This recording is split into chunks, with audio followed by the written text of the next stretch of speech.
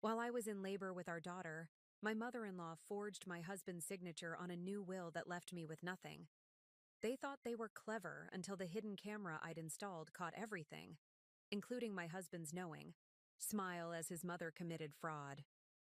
The nursery walls were a soft shade of yellow that caught the late afternoon sunlight, transforming the room into a golden sanctuary. I ran my fingers over the edge of the handcrafted crib that Stan had spent weeks perfecting, each curve sanded to silky smoothness. Before we jump back in, tell us where you're tuning in from, and if this story touches you, make sure you're subscribed, because tomorrow I've saved something extra special for you. 8 months pregnant, I felt like I was living in a dream, the kind where everything finally falls into place after years of struggle. Mona? Stan's voice called from downstairs. Mom and Dad are here. I took one last look at the stuffed animals arranged neatly on the windowsill and smiled. Our daughter would be here in just a few weeks. Our family would be complete. The relationship between Stan and me had always been something of a whirlwind. We'd met 5 years ago at a charity auction where I was coordinating the event, and he was a generous donor. He'd bid an outrageous amount on a weekend getaway package, then immediately asked if I'd join him. I'd laughed, thinking he was joking. He wasn't. 3 months later, we were engaged. 6 months after that, married. Stan came from wealth, old money that stretched back generations, invested in real estate, technology, and art. His family's estate, Oak Ridge Manor, sat on 30 acres of meticulously landscaped grounds overlooking the lake. It was the kind of place that appeared in architectural magazines and historical documentaries. I came from nothing, a scholarship kid with student loans and a work ethic that had earned me respect in my field but little financial security. The disparity in our backgrounds had never bothered Stan, but it had always been a point of contention with his mother, Roberta. There she is, Roberta said as I descended the stairs, her voice carrying that familiar hint of judgment. She was impeccably dressed as always, her silver hair swept into a perfect chignon, her posture rigid with ingrained propriety. Still insisting on navigating stairs in your condition? The doctor says it's perfectly fine, Mother Winters, I replied, forcing a smile. 5 years of marriage, and she still insisted I call her Mother Winters, rather than anything more familiar. Stan's father, Arnie, gave me a warmer greeting, his eyes crinkling at the corners as he hugged me carefully. You're glowing, Mona. Absolutely glowing. Thank you, Arnie. I'd always appreciated his kindness, the way he attempted to bridge the chasm between his wife and me. Stan wrapped his arm around my waist, his hand resting on the curve of my belly. Coffee's ready in the sunroom, and there's that tea you like, Mona. The sunroom had become our informal gathering place, its glass walls offering panoramic views of the gardens and lake beyond. As we settled into the plush seating, I couldn't help but notice the folder Roberta placed deliberately on the coffee table. We need to discuss practical matters, she announced, her manicured fingers tapping the folder. With the baby coming, certain arrangements should be finalized. Stan tensed beside me. Mom, we've been over this. Mona and I have everything in order. Do you? Roberta's eyebrow arched. The trust fund, the inheritance structure, the estate planning, the prenuptial addendum regarding children? My tea suddenly tasted bitter. We'd signed a prenup before marriage, something I'd agreed to understanding the magnitude of the Winters family wealth. But Stan had assured me it was fair, protecting what each of us brought into the marriage while sharing everything built. Together. Roberta, Arnie warned quietly. Now might not be the best time. She ignored him. Stan is the sole heir to the Winters legacy. That comes with responsibilities, traditions, certain protections. What Roberta means, Arnie interjected, trying to soften her words, is that family businesses have unique considerations. But I knew exactly what Roberta meant. Despite 5 years of marriage, my position remained tenuous in her eyes. An outsider. Someone who might take advantage. I understand the importance of family traditions, I said carefully. But Stan and I make decisions together about our family's future. Roberta's smile didn't reach her eyes. Of course you do, dear. But there are realities you may not fully grasp. The Winters holdings are complex, built over generations. They require experienced management. What my mother is failing to say, diplomatically, Stan said, irritation edging his voice, is that she's worried about inheritance structures now that we're having a child? I placed my hand protectively over my belly. Our daughter will be a Winters, your heir. Yes, Roberta conceded, but bloodlines and legal structures are different matters entirely. The prenuptial agreement covered your marriage, but children, well, that creates new considerations. The tension in the room solidified into something palpable, a weight pressing down on my chest, making it difficult to breathe. I've taken the liberty of having our family attorneys draft some additional documentation, Roberta continued, sliding the folder toward Stan. Nothing dramatic, just ensuring the continuity of the Winters legacy through proper channels. The board of directors has certain expectations about succession planning. Stan didn't open the folder. Instead, he pushed it back toward his mother. Mona and I will review our will and estate plans with our own attorneys, Mother. But I can assure you, my wife and child will be fully provided for, exactly as I decide.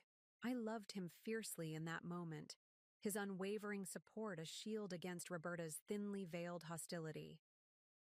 Later that night, after his parents had left, I found Stan in his study staring at his laptop, brow furrowed in concentration. When I entered, he quickly closed the screen. Everything okay? I asked, massaging my lower back. The baby had been particularly active that evening. Just work stuff, he said, standing to guide me to the couch. I'm sorry about my mother today. You know how she gets about the legacy. I leaned against him, taking comfort in his solid presence. She's never going to see me as good enough for you, is she? He kissed the top of my head. Her opinion doesn't matter. You're everything to me, Mona. You and our little girl are my world now. I know, I whispered. But something nagged at me. A subtle shift in Stan's demeanor since his parents' visit. A distance. A preoccupation. I've been thinking, I said, carefully. Maybe we should review our will and legal documents. Make everything crystal clear before the baby comes. Already taken care of, Stan replied, too quickly. I spoke with Paolo last week. Paolo Gianni was Stan's personal attorney, handling his business affairs and our joint legal matters. A family friend of the Winters for decades. Without me? I couldn't keep the hurt from my voice. Just preliminary discussions, he assured me. Nothing's been signed. We'll go together next week, I promise. I nodded, but the uneasiness remained, a shadow lurking at the edges of my happiness. That night, I couldn't sleep, replaying Roberta's words, the folder she'd brought, and Stan's quick dismissal of my concerns.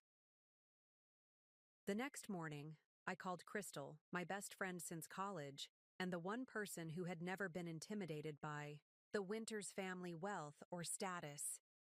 She's making her move, Crystal said bluntly after I recounted the previous day's events. She's always been waiting for the right moment to assert control, and she thinks your pregnancy makes you vulnerable. Stan wouldn't let her interfere, I insisted, but even to my own ears, the words lacked conviction.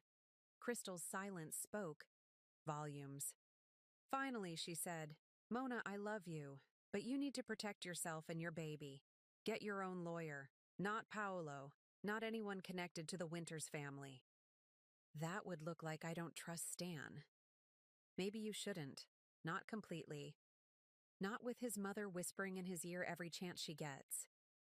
I ended the call unsettled, Crystal's warning echoing in my mind. Trust had always been the foundation of our relationship. Stan had never given me reason to doubt him, and yet. That afternoon, I installed a small security camera in the study, disguised as a desk ornament, a decision that would ultimately change everything. Preparing and narrating this story took us a lot of time, so if you are enjoying it, subscribe to our channel. It means a lot to us. Now back to the story. The next 2 weeks passed, in a blur of nursery preparations and doctor's appointments. Stan seemed determined to make everything perfect, spending hours assembling furniture and hanging mobiles. But I couldn't shake the feeling that something had changed. I'd catch him on late-night phone calls that ended abruptly when I entered the room. Twice I noticed him with his parents at the estate's guest house through the kitchen window, deep in conversation that halted when I approached. Just finalizing some business before paternity leave, he'd explain, kissing my forehead in that distracted way that was becoming all too familiar. I checked the footage from my hidden camera daily. At first, there was nothing, just Stan working. At his desk, occasional business calls. But 7 days after his parents' visit, I found something concerning. Stan and Paolo were in the study, documents spread across the desk. Roberta is adamant about these changes, Paolo said, his Italian accent more pronounced than usual. She believes they're necessary precautions. Stan ran his hands through his hair. What if Mona finds out? She won't until it's too late to contest, Paolo replied smoothly. Everything is structured to appear routine.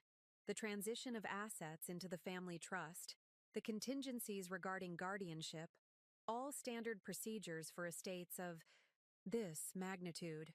And if she objects, Paolo's laugh was cold. On what grounds? The agreement is airtight. Besides, by then the board will have ratified the succession plan. Her options would be limited. I rewatched the clip 5 times. My hands shaking. What agreement? What contingencies regarding guardianship? My mind raced with worst-case scenarios, each more alarming than the last. That night at dinner, I studied Stan across the table, searching for signs of the man I'd married. He looked tired, the lines around his eyes deeper than I remembered. Paolo mentioned he's finalizing some documents for us, I said casually, watching for his reaction. Stan's fork paused halfway to his mouth. Did you speak with him? He called about scheduling a meeting next week. Mentioned something about trust amendments? Something flashed across Stan's face. Surprise, worry, I couldn't tell which, before his expression smoothed into neutral territory. Just standard updates with the baby coming, he said, resuming eating. Nothing to worry about. Shouldn't we go through them together? I'd like to understand any changes. Of course, he agreed too readily. Though, honestly, it's mostly technical legal language. Paolo handles all the details. I nodded as if satisfied, but that night I called Crystal again. I need a lawyer, I said without preamble. Someone good, someone who isn't afraid to take on the Winters family if necessary. Crystal didn't ask questions. I know exactly the person. Her name is Amelia Blackwood. She specializes in high-net-worth divorce and estate disputes. She's ruthless. I'm not planning to divorce Stan, I protested. Not yet, Crystal said quietly. But you need to be prepared. I met Amelia Blackwood the next day at her downtown office. She was younger than I expected, maybe early 40s, with sharp eyes that missed nothing and a no-nonsense demeanor that was oddly reassuring. Crystal explained your situation, she said, after I'd settled into a chair across from her desk. You suspect your husband and his family are planning to alter estate arrangements without your knowledge or consent. I don't know exactly what they're planning, I admitted.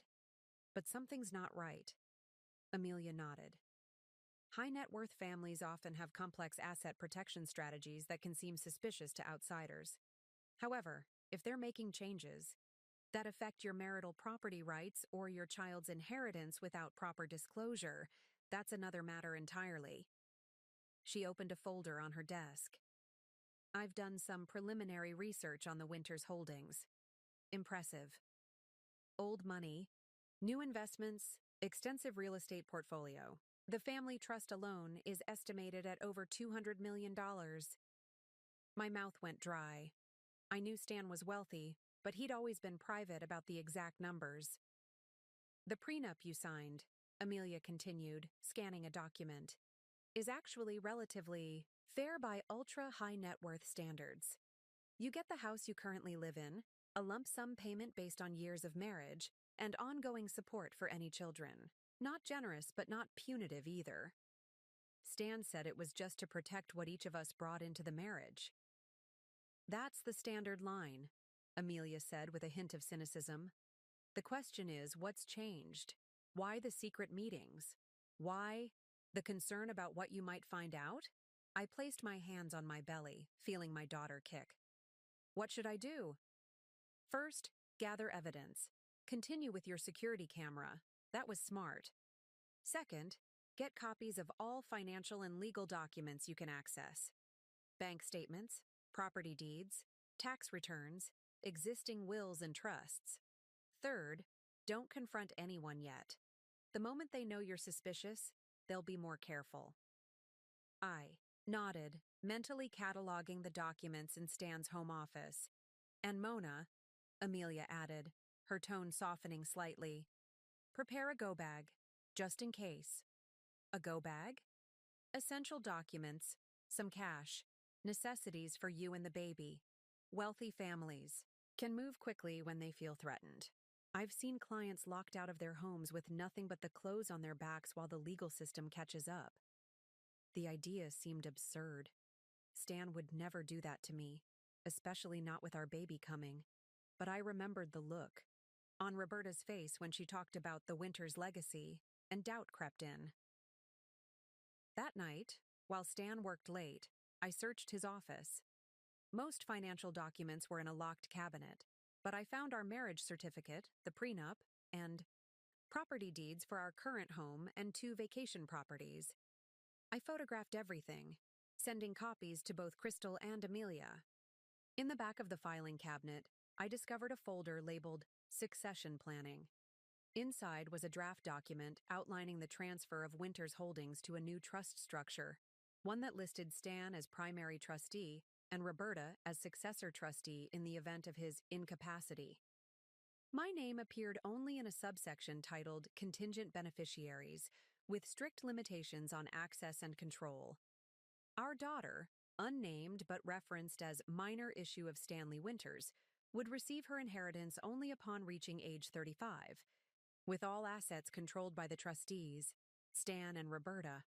Until then, there was no provision for me to serve as trustee or guardian of my own child's inheritance. With shaking hands, I photographed every page, then carefully returned everything, exactly as I'd found it. The final document in the folder made my blood run cold, an amendment to our existing will dated just 1 week earlier. It contained provisions that would effectively leave me with only the minimum guaranteed by the prenup if Stan died, with everything else held in trust under Roberta's control. It was unsigned, but a yellow sticky note marked Final Review, 5/15, sat on the cover page. 3 days away. 3 days before they planned to finalize whatever scheme they were concocting. I was due in 2 weeks. That night, as Stan slept beside me, I stared at the ceiling, my mind racing. The man I'd thought I knew, the man I'd trusted with my heart, my future, my child, was plotting behind my back, working with his mother to ensure I remained controlled, contained, an outsider to the Winters legacy despite carrying the next Winters heir.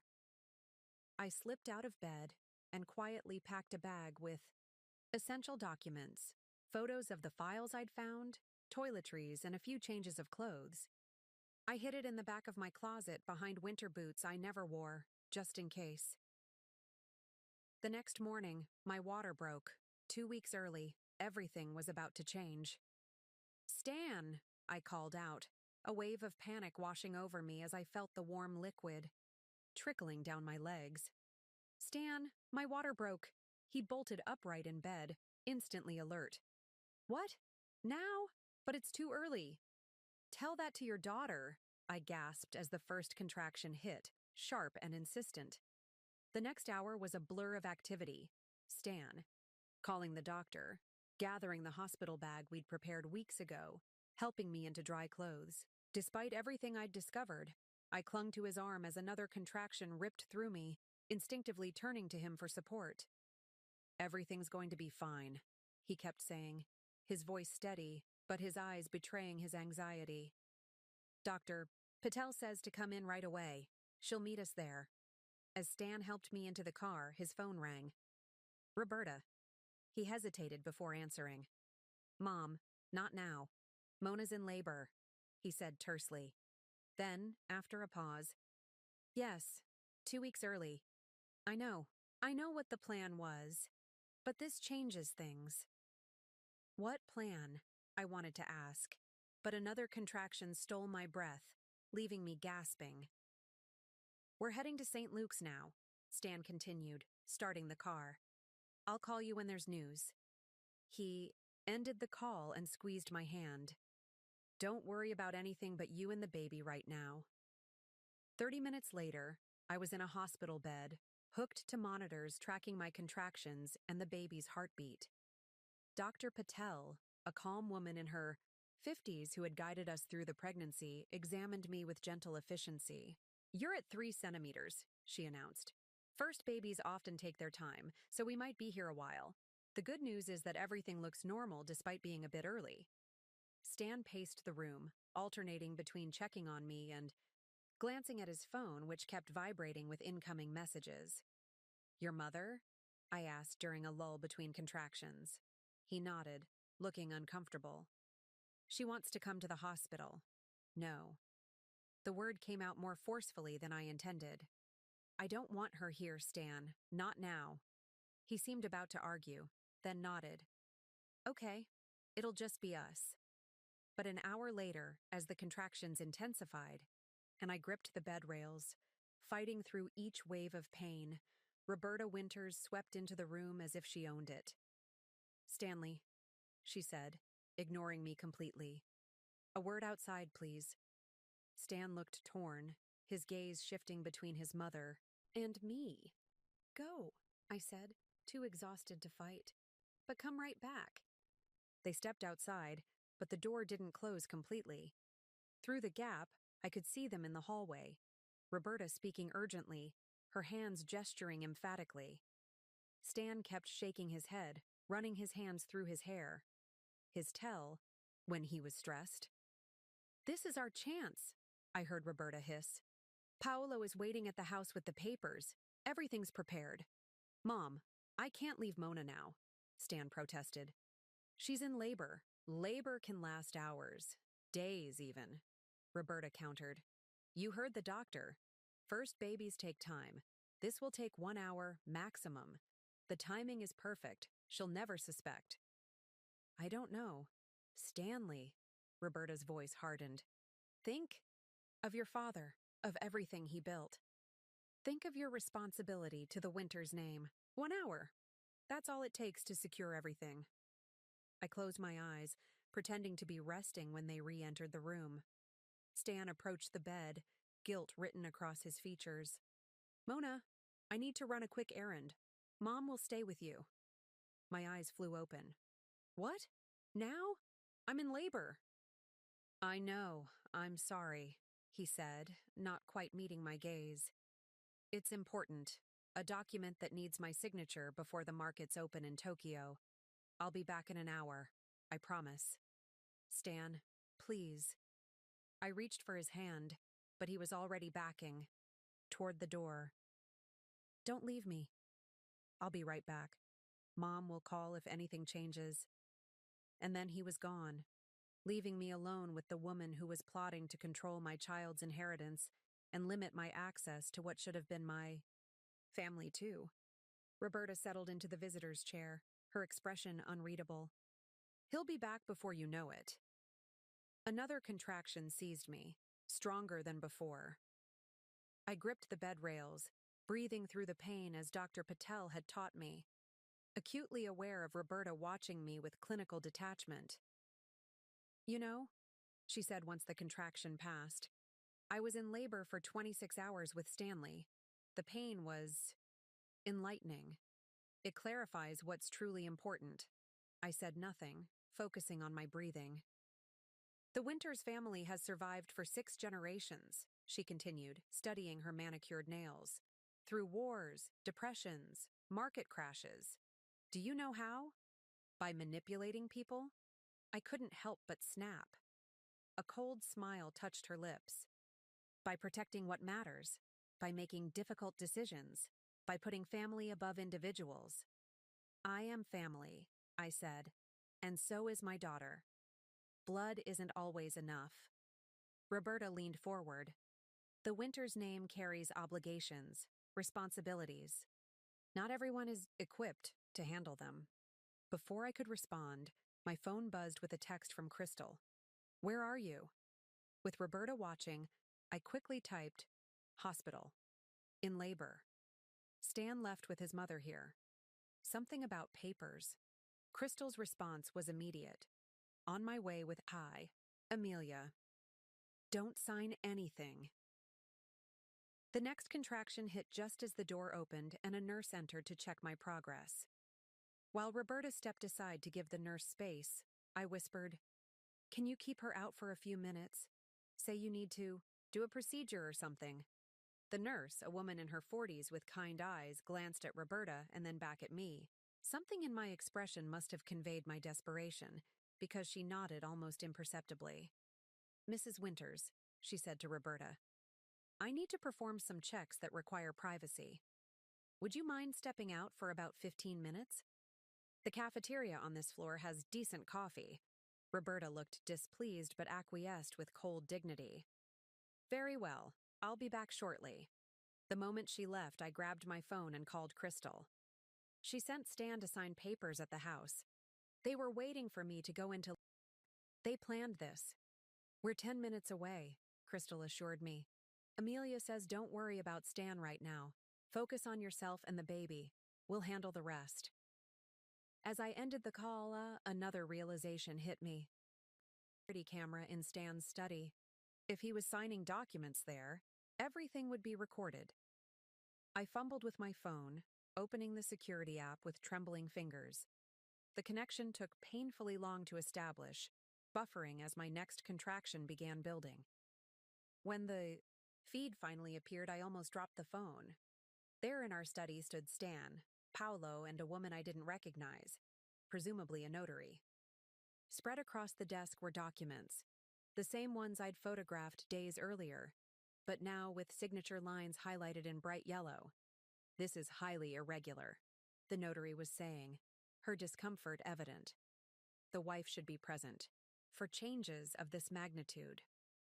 My wife is fully aware of these amendments, Stan lied smoothly. We discussed them extensively. She's currently in labor, which is why we're completing this now before the baby arrives and things get chaotic. Paolo stepped forward, all professional concern. I've represented the Winters family for 20 years. I assure you everything is in order. These documents merely formalize arrangements both parties have agreed to.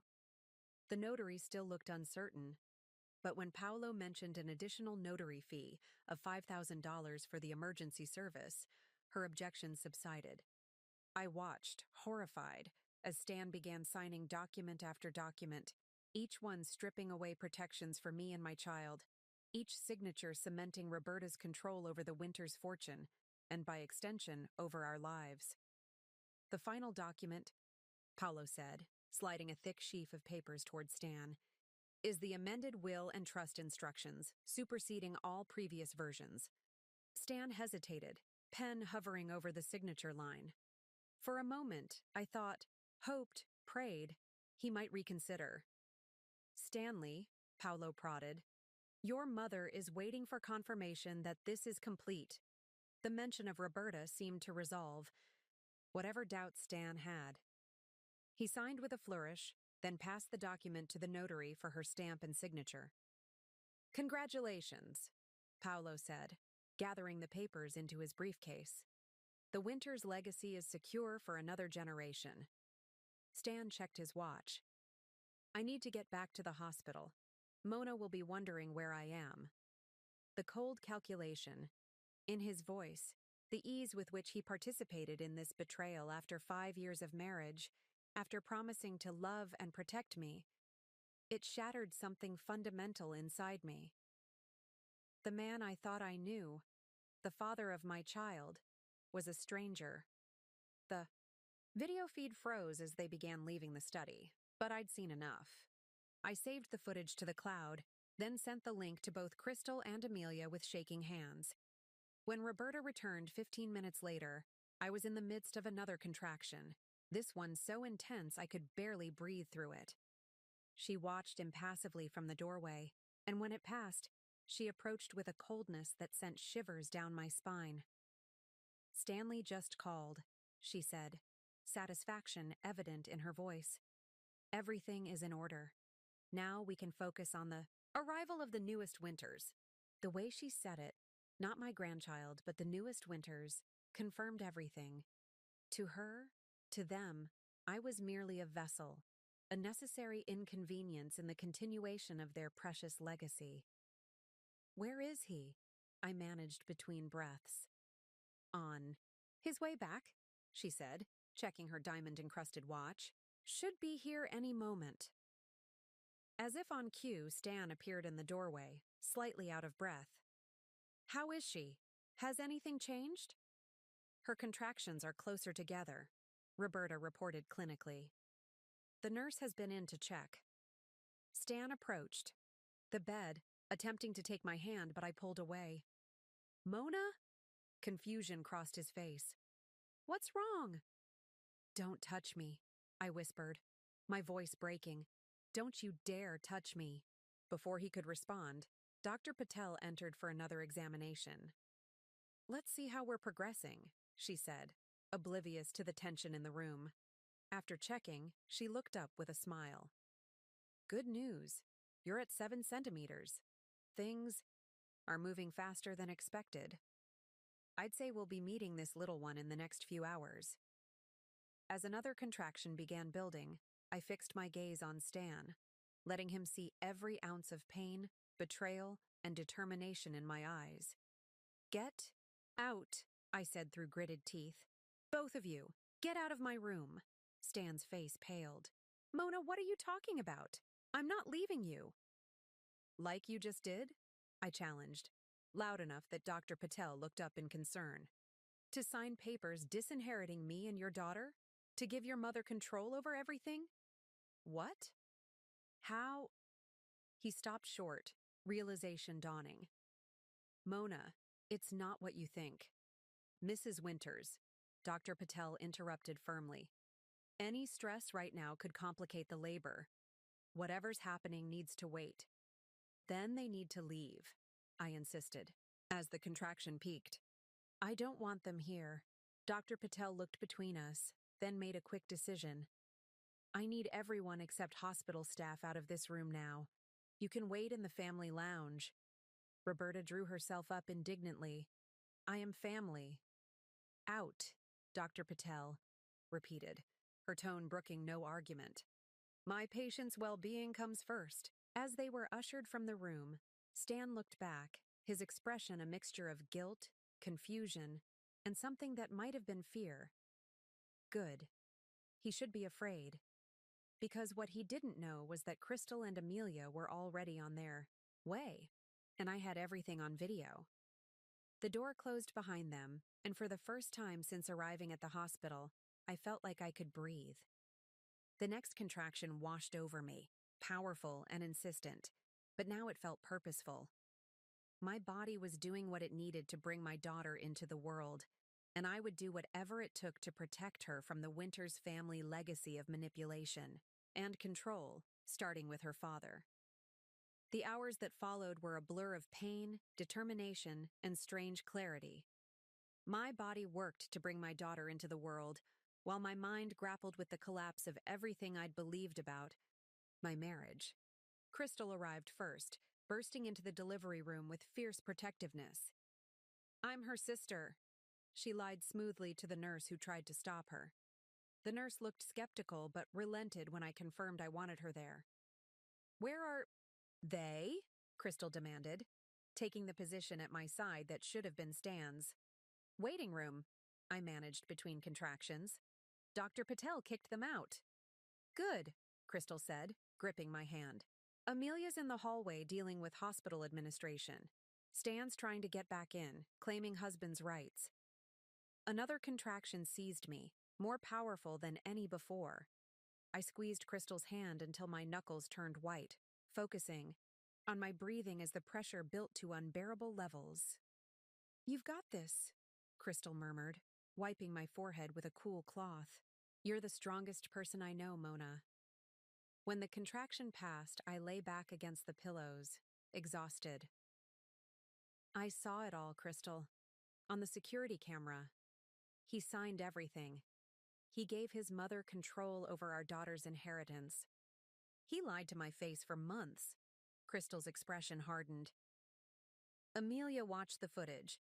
She's already filing emergency motions to freeze the assets and prevent the new documents from taking effect. Dr. Patel returned to check my progress. 9 centimeters, she announced. "Almost there, Mona. When I come back, it'll be time to push." As she left, a commotion erupted in the hallway. Stan's voice, raised and demanding, followed by the cool, measured tones of Amelia Blackwood. "That is your legal right, Mr. Winters," I heard her say. "However, given the circumstances of the past hour, specifically your actions at your residence, which we have documented evidence of, I've advised the hospital that Mrs. Winters has the right to determine who is present during delivery." There was a pause. Then Stan's voice again, lower but charged with disbelief. "Who the hell are you?" "Amelia Blackwood, attorney at law, your wife's legal representative." The silence that followed said everything. Stan knew he'd been caught. Crystal squeezed my hand. "Do you want me to go see what's happening?" I shook my head, feeling another contraction building. "Stay with me, please." The next hour was the hardest of my life. The physical pain of childbirth merged with the emotional agony of betrayal, creating a perfect storm of suffering that threatened to pull me under. But with each contraction, each push, I found reserves of strength I didn't know I possessed. 1. "More big push," Dr. Patel urged. "She's almost here." With a final monumental effort, I bore down, and suddenly the pressure released in a rush. A sharp cry filled the room. My daughter, announcing her arrival in this complicated world. "She's perfect," Dr. Patel said, placing the squirming, red-faced infant on my chest. "Congratulations, Mona." Looking down at my daughter's face, tiny, features scrunched in indignation, eyes squeezed shut, a fierce protective love surged through me. In that moment, I made a silent vow. No one would ever use her as a pawn. No one would control her future but her. "Hello, Ava," I whispered, the name we'd chosen months ago suddenly feeling right. "I'm your mama, and I promise I'll always protect." "You?" Crystal wiped tears from her eyes. "She's beautiful, Mona." As the nurses took Ava for cleaning and measurements, Amelia slipped into the room, her expression grave but satisfied. "It's done," she said quietly. "I filed for an emergency injunction against the document Stan signed today. The judge granted it based on the video evidence of fraud and coercion. Nothing goes into effect until a full hearing." Relief washed over me, followed immediately by bone-deep exhaustion. The adrenaline that had carried me through labor drained away, leaving me hollow. "Stan?" I asked, not sure what answer I wanted. "In the waiting room with his mother," Amelia replied. "Hospital security is ensuring they keep their distance per your wishes. They've been informed of the video evidence." A soft knock at the door interrupted us. A nurse entered, cradling Ava wrapped in a pink blanket. "Someone wants her mama," she said, gently transferring my daughter back into my arms. Looking down at Ava's face, now peaceful in sleep, the magnitude of what had nearly happened, hit me fully. If I hadn't installed that camera, if I hadn't become suspicious, if I hadn't reached out to Crystal and Amelia, the Winters family would have controlled everything. My daughter's future would have been decided by Roberta, the woman who had orchestrated this betrayal, and I would have been powerless to stop it. What happens now? I asked Amelia, my voice barely above a whisper. Now, you rest, she said firmly. Recover. Bond with your daughter. The legal battles can wait a day or two. But I knew they couldn't wait long. The Winters family had resources, connections, influence. They wouldn't simply accept defeat and disappear. Stan will want to see her, I said, looking down at Ava. Amelia nodded. Legally, he has that right. But we can set boundaries, supervised visits only, no Roberta. The thought of facing Stan again, of seeing the man who had betrayed me hold. Our daughter made my chest tighten. But as much as I hated him in this moment, he was Ava's father. That complicated reality couldn't be wished away. Not today, I decided. I can't. Not yet. Crystal took my free hand. One day at a time, Mona. You don't have to figure everything out right now. As if sensing the tension, Ava stirred in my arms, her tiny face contorting briefly before settling back into sleep. So innocent, so unaware of the storm surrounding. Her birth. We need to move your things from the house, Crystal said practically. You can't go back there. The realization that I no longer had a home, that the life I'd built with Stan was over, hit me with unexpected force. All the nursery preparations, the carefully selected furniture, the tiny clothes folded in drawers. Gone. My go bag, I remembered suddenly. It's in my closet at home. All the evidence, the documents I photographed. I'll get it, Crystal promised. They won't stop me. I looked between Crystal and Amelia, these two women who had rushed to my side when I needed them most, and felt a flicker of hope amidst the devastation. I wasn't alone. I had allies. And most importantly, I had Ava. Whatever came next, divorce, proceedings, custody battles, financial disputes, I would face it with the same strength that had carried me through labor, not just for myself, but for my daughter. Try to sleep, Amelia advised, heading toward the door. I'll be back in the morning with updates. As they left me alone with Ava, I studied her peaceful face, memorizing every perfect feature. It's just you and me now, little one, I whispered. But we're going to be okay. I promise. Outside my room, I could hear the muffled sounds of hospital activity.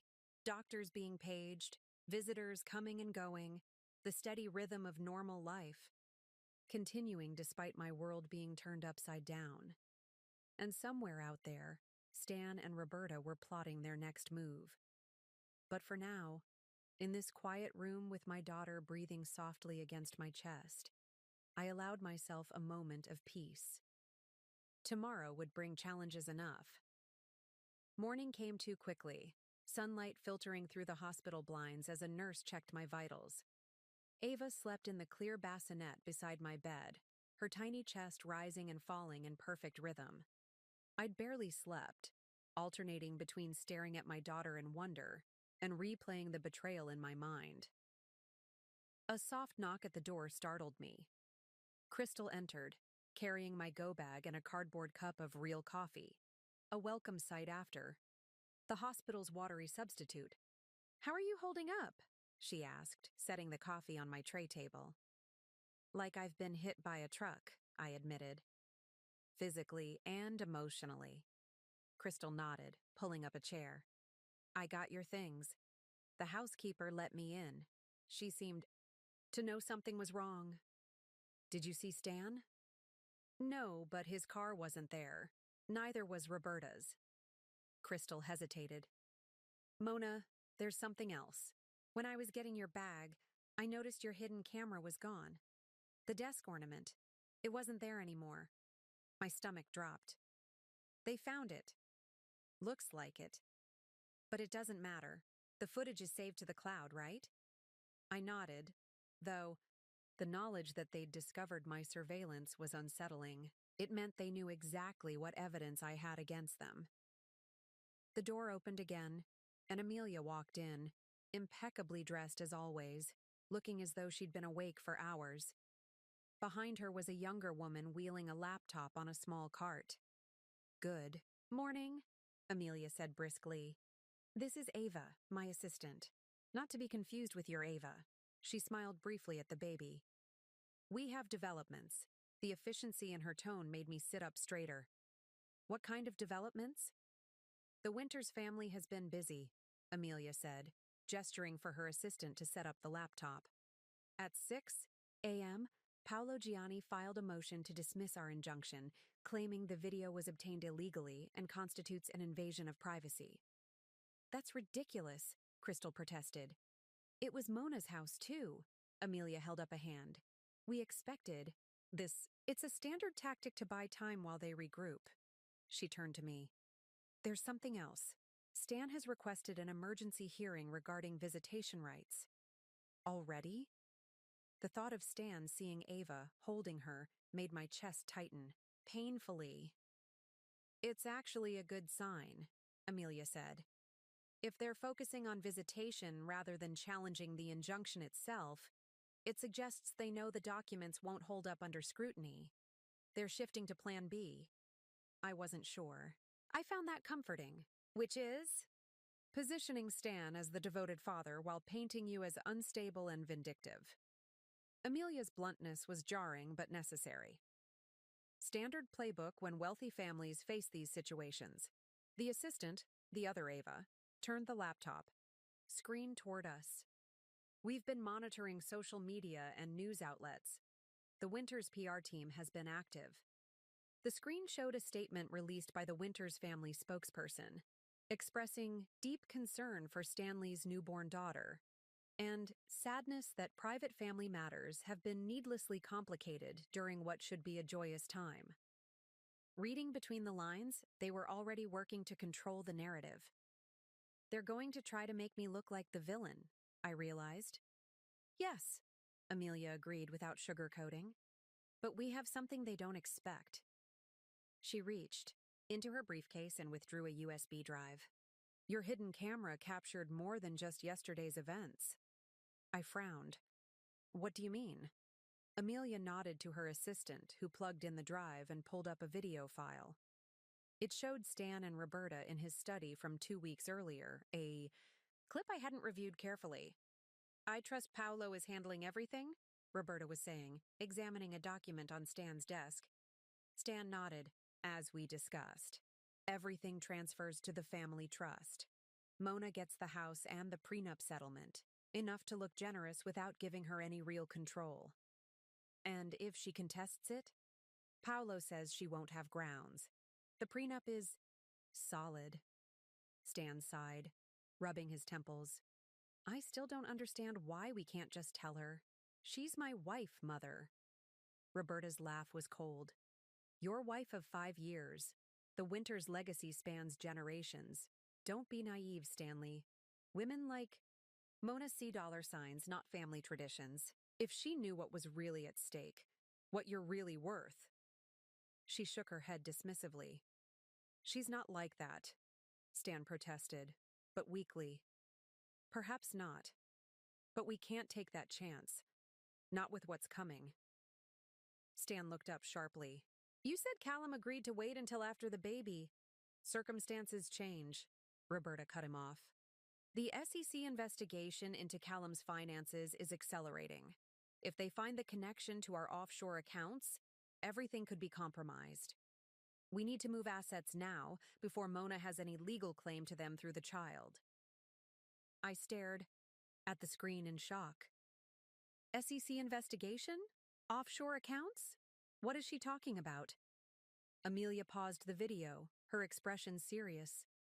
"It appears the Winters family has been involved in financial improprieties with someone named Callum. This changes everything." She looked at me intently. "They weren't just trying to control your daughter's inheritance or limit your access to family wealth. They were trying to shield assets from a federal investigation." The implications hit me all at once. This wasn't just about family tradition or Roberta's dislike of me. This was potentially criminal. "Can we use this?" I asked, my mind racing. "Absolutely," Amelia confirmed. "This gives us leverage they never anticipated." Criminal exposure changes the calculation entirely. Stan and Roberta were willing to manipulate you, but I doubt they're willing to face federal charges. For the first time since discovering Stan's betrayal, I felt a glimmer of hope. Not just that I could protect myself and Ava, but that I might actually emerge from this nightmare in a position of strength. "What do we do next?" I asked, newfound determination, steadying my voice. "First, we secure your financial position," Amelia said. "Based on this new evidence, I'm going to request a freeze on all Winter's family assets pending investigation. Second, we need to establish you and Ava in a secure location, not with Crystal. That's too obvious. I have a client with a guest house in Westlake who owes me a favor." Crystal squeezed my hand supportively. "I'll help you move as soon as you're discharged," Amelia continued. "Third, we need to gather more information about this Callum and the SEC investigation. My firm has contacts we can reach out to discreetly." The pieces were falling into place, a path forward emerging from what had seemed like complete devastation just hours before. A gentle mewling sound from the bassinet drew our attention. Ava was awake, her tiny face scrunched in preliminary protest. I reached for her, bringing her to my chest with a newfound protectiveness. "And what about Stan?" I asked, cradling Ava close. "He'll want to see her." Amelia's expression softened slightly as she looked at the baby. "We'll set up supervised visitation, for now. But with this new evidence, we're in a position to dictate terms rather than respond to his demands." Looking down at my daughter, I felt a strange sense of clarity. 24 hours ago, I had been betrayed by the man I loved, left vulnerable and alone during what should have been one of the most joyful moments of my life. Now, through a combination of foresight, friendship, and sheer luck, I had uncovered a truth that might not just protect me but give me the upper hand. "One more thing," Amelia added, her tone careful. "When Stan comes to visit Ava, we need to assess what he really knows about his family's financial dealings. He might be a willing participant, or he might be a pawn in Roberta's game." The thought caught me off guard. I had assumed Stan was fully complicit, but watching the video again, I wasn't entirely sure. His protests to Roberta had seemed genuine, if weak. Was it possible he didn't understand the full extent of what his family was involved in? "Either way," I said firmly, "he betrayed me. He betrayed us." I looked down at Ava, peaceful in my arms. "But if there's a chance to use this situation to our advantage, I'm ready." The nurse entered then, coming to check Ava's vitals. As she took my daughter for the standard newborn tests, I felt a strange sense of transformation beginning within me. The wounded, betrayed wife was giving way to something stronger, a mother determined to protect her child, a woman ready to fight for what was rightfully hers. Roberta and Stan had underestimated me. They thought labor would leave me vulnerable, distracted, an easy target for their schemes. They had no idea what they'd awakened. The hospital discharged us the following afternoon. As the nurse wheeled me toward the exit, Ava securely fastened in her car seat, I felt a strange mix of vulnerability and determination. The world outside seemed simultaneously threatening and full of possibility. Crystal waited by her car, vigilant and protective. "Any sign of them?" I asked as she helped me into the passenger seat. "Nothing," she confirmed, securing Ava's car seat in the back. "But Amelia has a private security contact following us to the guest house, just to be safe." As we drove away, from the hospital, I kept checking the rearview mirror, half expecting to see Stan's sleek black sedan or Roberta's Mercedes following us. But the only car behind us was the unmarked vehicle Amelia had arranged, a reassuring presence rather than a threat. The guest house turned out to be a charming cottage set behind a sprawling Mediterranean-style mansion in Westlake, one of the city's most exclusive neighborhoods. Nestled among oak trees and hidden from the main road by a high stone wall, it offered both luxury and security. Amelia's client is a tech CEO, Crystal explained as we pulled up to the private entrance. She handled his divorce last year. Apparently, his ex-wife tried to claim his pre-IPO stock options. He's in Tokyo for the next 6 months. A woman in her 60s greeted us at the door. I'm Martha, the housekeeper, she said warmly. Everything's ready for you and the little one. Mr. Daniels says you're welcome to stay as long as needed. The interior was tastefully furnished, modern but comfortable, with a fully equipped kitchen, spacious living area, and 2 bedrooms. The smaller one had been hastily converted into a nursery, with a portable crib and changing table already set up. Amelia's assistant arranged it all this morning, Crystal explained, setting down my bags. And I picked up some newborn essentials since all your baby things are still at the house. The thoughtfulness of these preparations, from people who barely knew me but had rallied to my aid, brought unexpected tears to my eyes.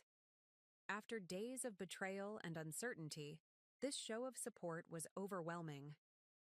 Martha showed us around, explaining the security system and pointing out that the main house staff were aware of our presence, but instructed to maintain complete discretion. There's a panic button by each bed, she added matter-of-factly. It alerts private security directly. Mr. Daniels is very serious about his privacy, and yours. Once Martha left, Crystal helped me settle in, unpacking the essentials while I fed Ava. The peaceful domestic routine felt surreal against the backdrop of legal battles and hidden cameras. Have you checked your phone? Crystal asked, arranging diapers and wipes on the changing table. I shook my head. I'd kept it turned off since leaving the hospital, not ready to face whatever messages Stan might have sent. You might want to. Amelia texted me that she's arranged a conference call with some people who can help. She wants you to join if you're up for it. Reluctantly, I powered on my phone. Immediately, notifications flooded the screen. 17 missed calls from Stan, 8 voicemails, dozens of text messages ranging from apologetic to demanding. I ignored them all, focusing instead on Amelia's message. Conference call at 5 p.m. with SEC contact and financial forensic expert. Secure line. Important developments. I glanced at the clock. Just over an hour from now. I need to take this call, I said, gently burping Ava against my shoulder. Can you? I'll watch her, Crystal assured me. You need to focus on the legal stuff. That's how we win this. Precisely 5 p.m., my phone rang with a call from Amelia. When I answered, she immediately explained that I was on a secure conference line with several people. Mona, I have Darius Chen from the Financial Crimes Division of my firm, and Caroline Walsh, a former SEC investigator who now consults privately. They've been reviewing the footage and documents you provided. Mrs. Winters, a man's voice, presumably, Darius, spoke up. What you've uncovered appears to be evidence of significant financial impropriety. The reference to Callum is particularly interesting to us. Why's that? I asked, settling into the living room sofa. Callum Reeves, a woman's voice, Caroline explained, is currently under SEC investigation for securities fraud and tax evasion through a complex network of offshore accounts. We've been tracking his associates for months, but the Winters' connection is new information. My heart raced. So my mother-in-law wasn't just being controlling? She was hiding criminal activity? Based on the conversation you captured, it appears the Winters family has been moving assets offshore, possibly to shield them from regulatory scrutiny, Darius confirmed. The timing of these new documents, rushed through while you were in labor, suggests they were attempting to insulate these assets from any claim you might have as the mother of a Winters heir. What does this mean for my situation? I asked, trying to process the implications. It gives us significant leverage, Amelia interjected. The Winters family values their reputation and freedom more than anything. The threat of being implicated in Callum Reeves's criminal investigation would be devastating to them. Caroline added, I still have contacts at the SEC. This information would be extremely valuable to their ongoing investigation. If you're willing to share what you've discovered, it could help build a case and potentially provide you with whistleblower protections. The magnitude of what I'd stumbled upon was dizzying. What had begun as a mother-in-law's scheme to control her family's wealth had revealed something far darker, potentially criminal financial dealings that could bring down not just Roberta, but the entire Winters empire. "I need to think about this," I said carefully. "I want to protect myself and my daughter, but I never intended to destroy Stan's family." "Of course," Amelia assured me, "but it's important you understand the value of what you possess.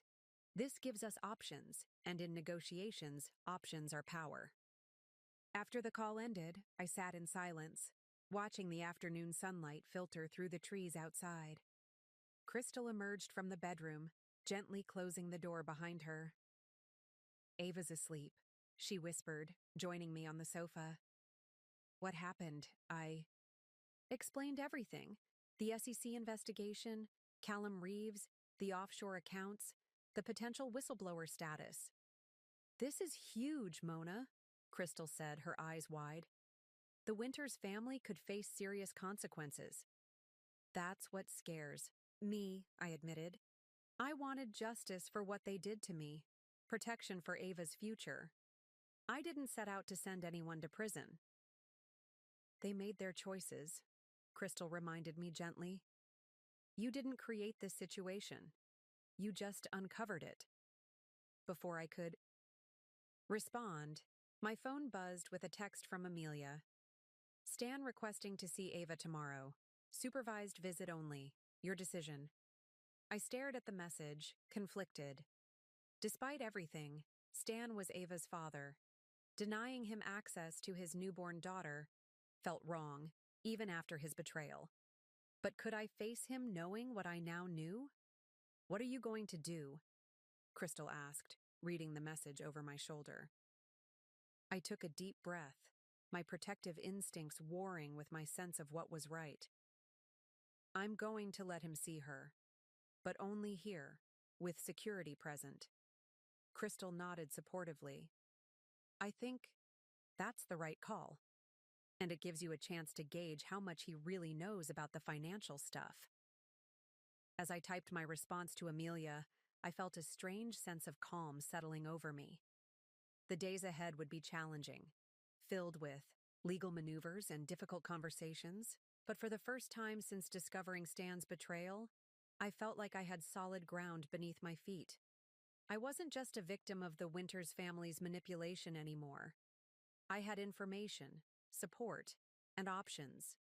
Most importantly, I had people fighting alongside me, Crystal's unwavering friendship, Amelia's strategic brilliance, even strangers like Darius and Caroline lending their expertise to my cause.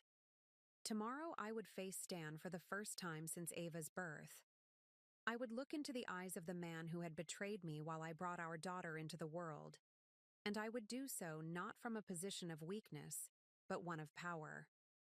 The thought was both terrifying and exhilarating. Morning light filtered through the guest house windows as I prepared for Stan's visit. Ava lay in her portable bassinet, blissfully unaware of the tension surrounding her existence. I'd barely slept, rehearsing. What I would say? How I would remain composed when facing the man who had betrayed me during my most vulnerable moment.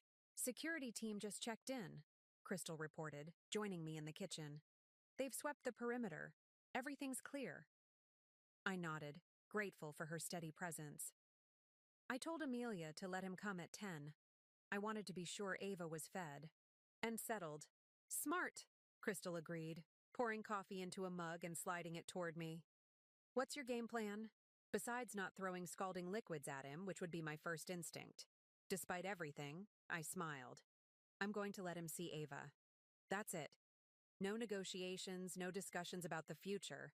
If he tries to bring up anything legal, I'll refer him to Amelia." Crystal squeezed my shoulder supportively. "I'll be in the next room if you need me. Just yell coffee if you want me to interrupt." At precisely 10 a.m., the security system announced a visitor at the gate. On the monitor, I saw Stan standing beside his car, looking uncharacteristically disheveled in wrinkled clothes, his usually perfect hair uncombed. "Let him in." I instructed the security guard, who'd positioned himself discreetly in the guest house's entryway. When Stan entered, his eyes immediately sought mine, then darted to Ava sleeping peacefully in her bassinet. Something flickered across his face, longing, regret. I couldn't tell which. "Mona," he said, his voice hoarse. "Thank you for— You have 30 minutes," I interrupted coldly. "You can sit there." I gestured to the armchair across from where I stood protectively beside Ava.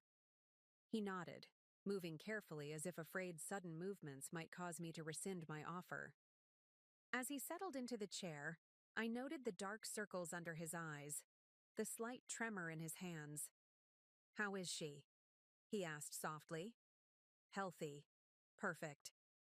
I kept my answers clipped, emotionless. "And you? Are you recovering okay?" The concern in his voice nearly broke my composure. How dare he pretend to care after what he'd done? "I'm fine," I said flatly. "If you want to hold her, you can." Surprise registered on his face, followed by naked gratitude. He rose slowly, approaching the bassinet, with reverence. I fought the urge to step between them, reminding myself that despite everything, he was her father. With practiced gentleness, we'd taken parenting classes together, a lifetime ago. Stan lifted Ava into his arms. Her eyes fluttered open briefly, before closing again, trusting and unaware. "She's so beautiful," he whispered, his voice cracking. "She looks like you." I said nothing, watching him cradle our daughter, searching his face for signs of the deceit I now knew him capable of. How could this man, who looked at Ava with such genuine love, have plotted against her mother while she was bringing her into the world? "Mona, I know you're angry." "Don't," I cut him off sharply. "This visit is for you to see Ava. That's all." He nodded, returning his attention to the baby. For several minutes, we remained in tense silence, the only sounds Ava's soft breathing and the distant chirping of birds outside. Finally, Stan spoke again, his voice low. "I never wanted any of this to happen." "Which part?"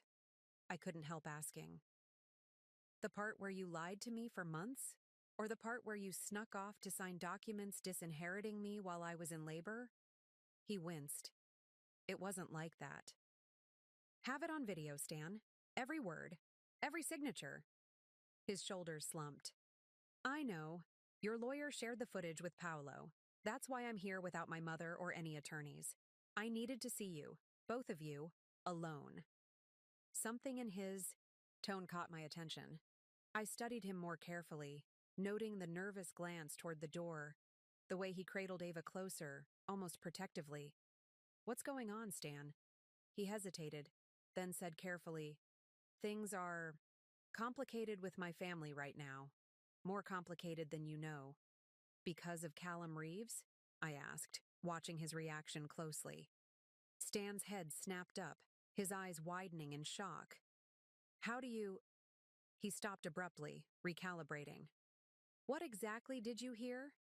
The genuine surprise in his expression was impossible to fake. In that moment, I realized that whatever financial impropriety the Winters family was involved in, Stan might not be fully aware of its extent. "Enough to know that your mother's actions weren't just about controlling the family fortune," I said carefully. "There's an SEC investigation involving offshore accounts linked to your family business." Stan paled visibly, his grip on Ava tightening, slightly until she squirmed in protest. He immediately adjusted, soothing her with a gentle bouncing motion that came naturally to him. "Mona," he said, his voice barely above a whisper, "I need to tell you something, but not here. I don't think this place is as secure as you believe." A chill ran down my spine. "What are you talking about?" Instead of answering, Stan reached into his pocket and withdrew a small device, a signal detector. He placed it on the coffee table, between us, and switched it on. Immediately it lit up, indicating the presence of listening devices. My blood ran cold. "Who?" Stan shook his head slightly, warning me to stop talking. He took out his phone, typed something, and showed me the screen. Not safe to talk. Mother has connections everywhere. Meet me tomorrow 2 p.m. at the Botanical Garden Conservatory. Come alone. Bring evidence. I stared at him, trying to read the truth in his eyes. Was this another manipulation? Or was Stan actually trying to help me? Before I could decide, Ava began to fuss, her small face scrunching up in preparation for a cry. Stan looked down at her, then back at me, desperation clear in his expression. She's probably hungry, I said, taking her from his arms. Our fingers brushed during the exchange, the first physical contact we'd had since before her birth. Despite everything, the familiar touch sent an unwelcome shiver through me. Stan backed away, checking his watch. My time's almost up anyway. He looked around the room once more, his gaze lingering on the device still indicating active surveillance. Thank you for letting me see her. As he turned to leave, he hesitated at the door. Whatever you think. Of me right now, Mona, please believe one thing. Everything I've done has been to protect you and Ava. The statement was so absurd I almost laughed. Including signing documents to disinherit me? Yes, he said simply. Even that. After he left, I immediately called for Crystal and the security guard. We need to sweep this place for bugs, I said, urgently, showing them the signal detector Stan had left behind. And I need to speak with Amelia immediately. There's been a new development. Within an hour, the security team had located 3 sophisticated listening devices, one in the living room, one in my bedroom, and one in the nursery. Military grade, the security expert informed us grimly. Not something you'd pick up at a spy shop? Whoever placed these has serious resources. Could it be the Winters family? Crystal asked. The security expert shrugged. Could be. Could also be federal authorities if there's an ongoing investigation, or corporate espionage. Without more information, it's impossible to say. I thought of Stan's message, Mother has connections everywhere, and the genuine fear in his eyes when I mentioned Callum Reeves. For the first time, I considered the possibility that Stan might be caught in something beyond his control, just as I was. I need to meet with him tomorrow, I told Amelia when she arrived, having rushed over after my urgent call. Alone? Absolutely not, she protested immediately. It could be a trap. Or it could be our chance to understand what's really happening, I countered. You saw his reaction on the video when Roberta mentioned Callum and the SEC investigation. He seemed surprised, maybe even alarmed. That doesn't exonerate him from betraying you, Crystal pointed out. No, I agreed. But if Stan is being manipulated by his mother too, he might become an ally. And right now, with unknown parties placing bugs in a house that's supposed to be secure, I need all the allies I can get. The Botanical Garden Conservatory was a strategic choice for our meeting, public enough to ensure safety, but with enough privacy among the exotic plants and winding paths to speak without being overheard.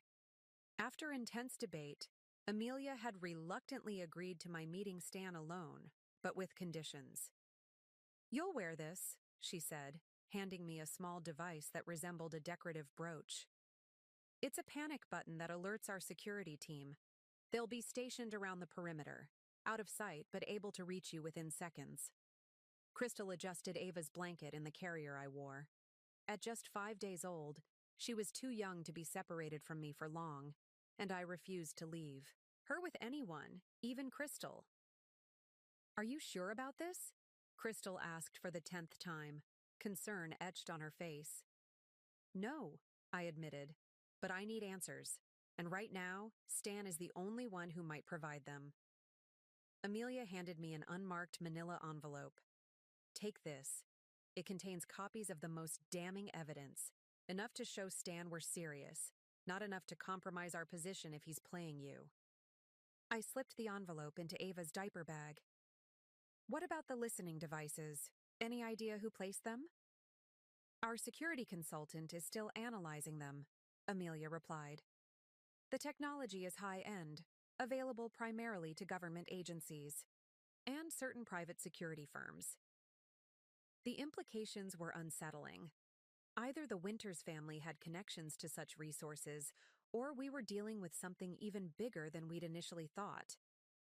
Remember, Amelia cautioned as I prepared to leave, don't make any agreements, don't sign anything, and don't reveal everything we know. If Stan truly wants to help, he needs to prove it first. At the conservatory, I arrived 15 minutes early, securing a secluded bench in the tropical plant section, where the humid air and dense foliage created a natural sound barrier. Ava slept peacefully against my chest, untroubled by the gravity of our situation. Stan appeared precisely at 2 p.m., scanning the area carefully before approaching. He looked worse than yesterday. His normally immaculate appearance further deteriorated, dark circles more pronounced beneath his eyes. "Thank you for coming," he said, sitting beside me but maintaining a respectful distance. His gaze fell to Ava, softening momentarily before returning to my face with renewed intensity. "Did you bring what I asked for?" "Some of it," I replied cautiously. "But first, I need answers, Stan. Real ones." He nodded, seeming to expect this. "I don't know where to begin. How about with why you betrayed me while I was giving birth to our daughter?" The words came out sharper than intended, my composure already slipping. Stan winced. "I know how it looks, Mona, but I was trying to protect you both." "By disinheriting me? By giving your mother control over our daughter's future?" I kept my voice low despite my anger, conscious of Ava sleeping against me. "Those documents were never meant to be executed," Stan said, running a hand through his disheveled hair. "They were decoys." I stared at him incredulously. "Decoys? My mother is not who you think she is. Not who I thought she was either, until recently." He lowered his voice further. "The Winters family business has been involved in some questionable financial arrangements for decades. My father started it, partnering with Callum Reeves to move assets offshore, avoiding taxation as regulatory oversight." "And you had no idea?" I asked skeptically. "I knew some of it," he admitted. "The basic structure was presented to me as standard practice for families of our wealth. Tax efficiency, they called it. But about 6 months ago, when you got pregnant, I started asking more questions, wanting to understand exactly what I'd be passing down to our child." Stan glanced around before continuing. "What I discovered alarmed me. The tax efficiency strategies were actually elaborate money laundering operations. Callum was using our legitimate businesses to clean funds from less reputable sources. When I confronted my mother, she dismissed my concerns, insisted it was all perfectly legal with the right interpretations. But you didn't believe her," I supplied, starting to see where this was heading. I couldn't. The numbers didn't add up. For the first time, I glimpsed the financial acumen that had made Stan a respected businessman in his own right. So I hired an independent forensic accountant to review everything off the books. What he found, Stan shook his head grimly.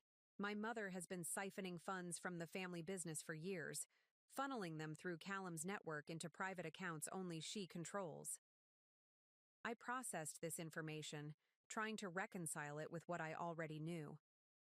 That still doesn't explain why you signed those documents while I was in labor.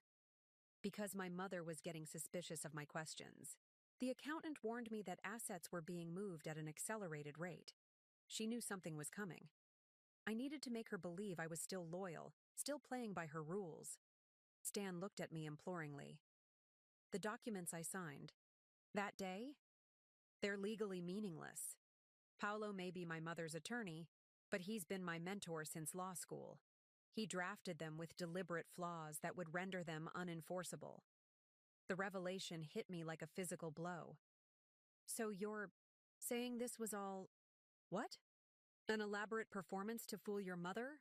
"Not all of it," Stan admitted, shame crossing his features. I should have told you everything from the beginning. I should have trusted you.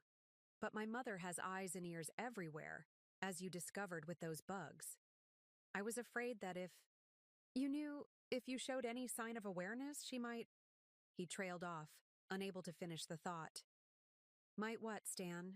I pressed. My father didn't die of natural causes, Mona. His voice dropped to barely a whisper. His heart attack came right after he threatened to expose Callum's operation to the authorities. Ava stirred against my chest, sensing my sudden tension. I gently soothed her, trying to process the bombshell Stan had just dropped. Are you saying your mother— I couldn't even complete the question. I can't prove it, Stan said. But the timing and certain conversations I've overheard, I believe she was involved.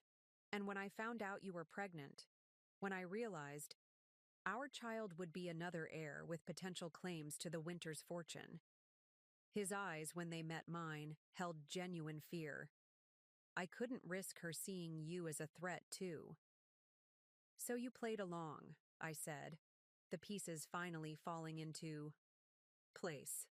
Pretended to be the dutiful son while secretly gathering evidence. He nodded. And then you went into labor 2 weeks early, accelerating everything. I had to make a split-second decision, continue the charade or reveal everything and potentially put you both at risk. I chose what I thought would keep you safest. And the hidden camera? Did you know about that? Stan actually smiled slightly. Not until after the fact. It was unexpected, but it might have saved us all. I studied him, searching for signs of deception but finding only exhaustion and relief at finally sharing the truth. What's in the envelope? He asked, nodding toward the diaper bag. I retrieved it, hesitating only briefly before handing it over. Evidence of what we know. Some of it anyway. Stan examined the contents quickly, his expression growing grimmer with each page. This is even worse than I thought. The SEC isn't just investigating Callum. They're already connecting dots to Winters Holdings. So what now? I asked. If what you're saying is true, we're caught in the middle of something extremely dangerous. Stan returned the envelope, his decision apparently made. We need to take what we have to the authorities before my mother realizes how much we know. But we'll need protection. Witness protection, possibly. The people Callum works with, they don't handle exposure well. The magnitude of our situation settled over me like a physical weight. What had begun as a personal betrayal had evolved into something far more sinister. Financial crimes, possible murder, and a mother-in-law who might be willing to eliminate any threat to her control. What about Ava? I whispered, tightening my hold on our daughter. She deserves better than this. Stan's expression softened as he looked at our child. That's why we have to end this now. Give her a chance at a normal life, free from all of this. For the first time since discovering his betrayal, I felt a tentative reconnection with the man I had married. Whether I could ever trust him again remained to be seen. But in this moment, our shared concern for Ava's safety created a fragile alliance. I need to discuss this with Amelia, I said. If we're going to the authorities, we need to do it right. No more secrets, Stan. No more solo decisions. He nodded, understanding the implicit condition. No more secrets. I promise. As we prepared to leave, Stan suddenly froze, his gaze fixed on something beyond my shoulder. I turned to follow his line of sight and felt my blood turn to ice. Standing at the entrance to the tropical plants section, watching us with cold calculation, was Roberta Winters. Well, isn't this a touching scene? Roberta said, her voice carrying across the humid air of the conservatory. The happy family reunion. Stan moved protectively in front of me and Ava, his posture tense. Mother, what are you doing here? She approached with measured steps, impeccable as always in a tailored navy suit that spoke of money and power. Did you really think I wouldn't have you followed, Stanley? After your mysterious disappearance yesterday? Her eyes flicked to me, then to the envelope partially visible in the diaper bag. Sharing secrets with your wife, I see. I pressed the panic button on my brooch, praying Amelia's security team would respond quickly. Against my chest, Ava stirred, perhaps sensing the tension radiating from my body. "It's over, Mother," Stan said, his voice steadier than I expected. "We know everything about Callum, about the money laundering, about Dad." Something dangerous flashed in Roberta's eyes. "You know nothing. You're playing with forces you can't possibly understand." "We have evidence," I said, finding my voice despite the fear constricting my throat. "All of it backed up in multiple locations. If anything happens to us, it goes directly to the authorities." Roberta's laugh was cold, dismissive. "Evidence? Of what exactly? Sophisticated tax planning? Standard business practices for families of our stature? You have nothing that can't be explained away by high-priced attorneys? Including Dad's suspicious death?" Stan challenged. For the first time, Roberta's composure slipped, just barely. A tightening around her eyes, a slight twitch at the corner of her mouth. "Your father died of a heart attack. The medical examiner confirmed it." "The medical examiner who sits on the board of Winters Memorial Hospital? Who owes his position to your generous donations?" Stan shook his head. "I accessed Dad's medical records, Mother. He had no history of heart disease. His last physical showed a strong, healthy heart." Roberta's gaze hardened. "You've always been naive, Stanley. Just like your father. Believing. The world operates on honor and fairness." She took another step toward us. "The Winters legacy was built by people willing to do what others wouldn't. Your great-grandfather didn't amass his fortune by playing by the rules. And neither did any Winters since." "That doesn't justify criminal activity," I interjected. "Or murder." "Such dramatic accusations," Roberta said with exaggerated patience. "I came here to offer a solution, not to engage in melodrama. There's still a way to salvage this situation. For all of us." "What kind of solution?" Stan asked warily. "A simple one. You both sign revised agreements transferring your interests in Winters Holdings to a new trust. In exchange, you receive a very generous settlement, enough to live comfortably anywhere in the world. Perhaps somewhere tropical, far from the complexities of high finance." Her smile didn't reach her eyes. "You and your little family can disappear, start fresh."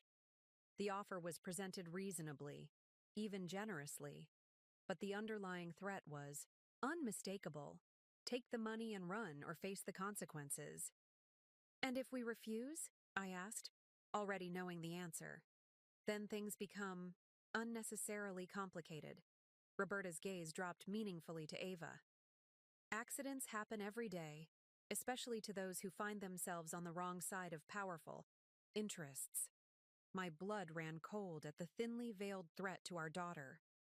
I clutched Ava tighter, fighting the urge to run. Stan's reaction was more direct. "Did you just threaten my child?" His voice had dropped to a dangerous whisper. "Your own granddaughter?" "I'm being practical, Stanley. Something you've never excelled at." Roberta reached into her purse, extracting a folded document. "The papers are already prepared. Sign them now, and by tomorrow, $10 million will be in a new account under your names. A small price to ensure family peace." Before Stan could respond, movement at the conservatory entrance caught my eye. Amelia appeared, flanked by two men in plain clothes who I recognized as part of her security team.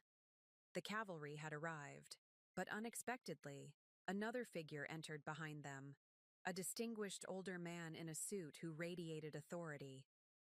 "Mrs. Winters," the man called out, his voice echoing in the enclosed space. "I'm Special Agent Marcus Donovan, FBI. I'd like you to step away from your son and daughter-in-law."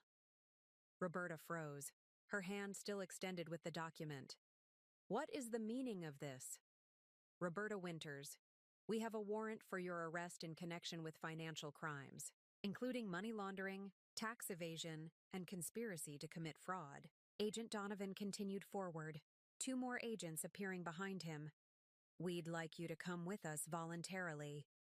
For a moment, nobody moved. Then Roberta's face transformed from shock to calculation, to a glacial calm that was somehow more frightening than anger. "This is absurd," she said smoothly. "Clearly some misunderstanding. My attorneys will sort this out immediately." "Your attorneys may have their hands full," Agent Donovan replied. "Paolo Gianni was taken into custody an hour ago."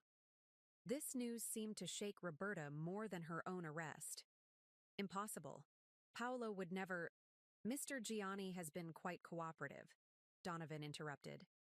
"Especially after we presented him with evidence of his role in falsifying documents and facilitating illegal transfers." I glanced at Stan, whose expression showed equal parts relief and devastation. Whatever he had expected from his confrontation with his mother, this public arrest wasn't it. As the agents approached to take Roberta into custody, she turned to Stan, her composure cracking to reveal genuine fury. "You did this. You betrayed your family. Everything I've done was to secure your future, to protect the Winters legacy." "No, Mother," Stan said quietly. "Everything you did was to control us, to bend us to your will. That's not protection, it's prison." Roberta's gaze shifted to me, hatred burning in her eyes. "This is your doing. You turned my son against me. You were never good enough for him, for our family." Strangely, her words no longer had the power to wound me. Holding Ava securely against my chest, I met my mother-in-law's gaze steadily. "You're right about one thing, Roberta. I was never meant for your family, your version of it anyway. But Stan and Ava are my family now, and we'll build something better than what you've created." As the agents led Roberta away, reading her rights, she maintained her rigid posture, chin lifted in defiance. Even in defeat, she projected an aura of someone who expected to emerge victorious. Amelia rushed to my side. "Are you okay?" "When you hit the panic button, I contacted the FBI team I'd been in communication with. They were already surveilling the area." "You knew the FBI was involved?" I asked, surprised. "Not until this morning," Amelia admitted. "After our discovery of the listening devices, I reached out to some contacts. Turns out the SEC investigation had already evolved into an FBI case. When I mentioned the Winters family connection, things accelerated quickly." Stan stood slightly apart, watching his mother being escorted to a waiting vehicle. His expression was unreadable, a complex mixture of relief, grief, and uncertainty. Agent Donovan approached us. "Mrs. Winters, Mr. Winters, we'll need official statements from both of you. The evidence you've gathered will be extremely valuable to our case." "Of course," I agreed. "But I'd like some time with my husband first. And our daughter needs to be somewhere more comfortable." The agent nodded understandingly. "We can meet at our field office tomorrow. In the meantime, we'll have agents stationed at your location for protection. There are still associates of Callum Reeves who remain at large." As the law enforcement contingent dispersed, Stan finally turned to me, his eyes haunted. "I never thought it would end like this. I knew what she was doing was wrong.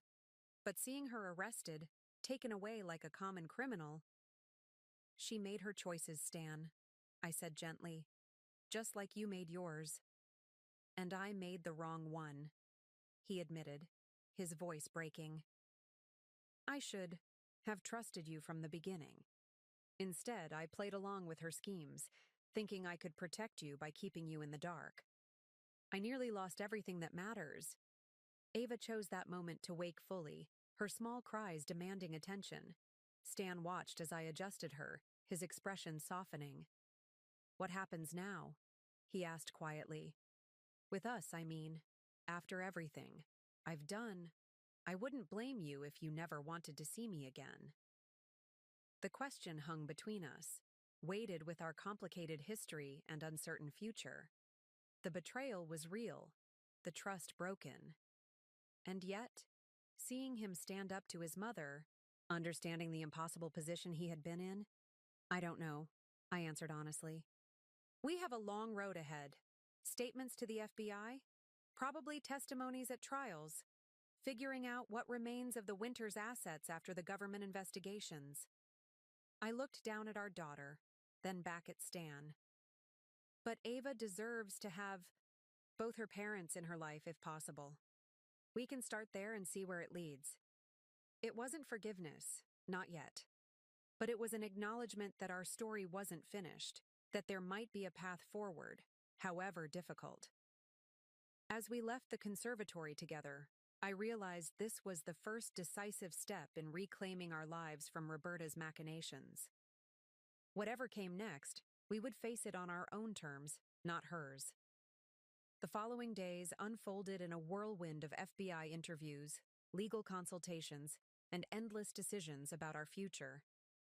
Stan and I settled into an uneasy partnership, united by our concern for Ava, but separated by the lingering shadow of betrayal.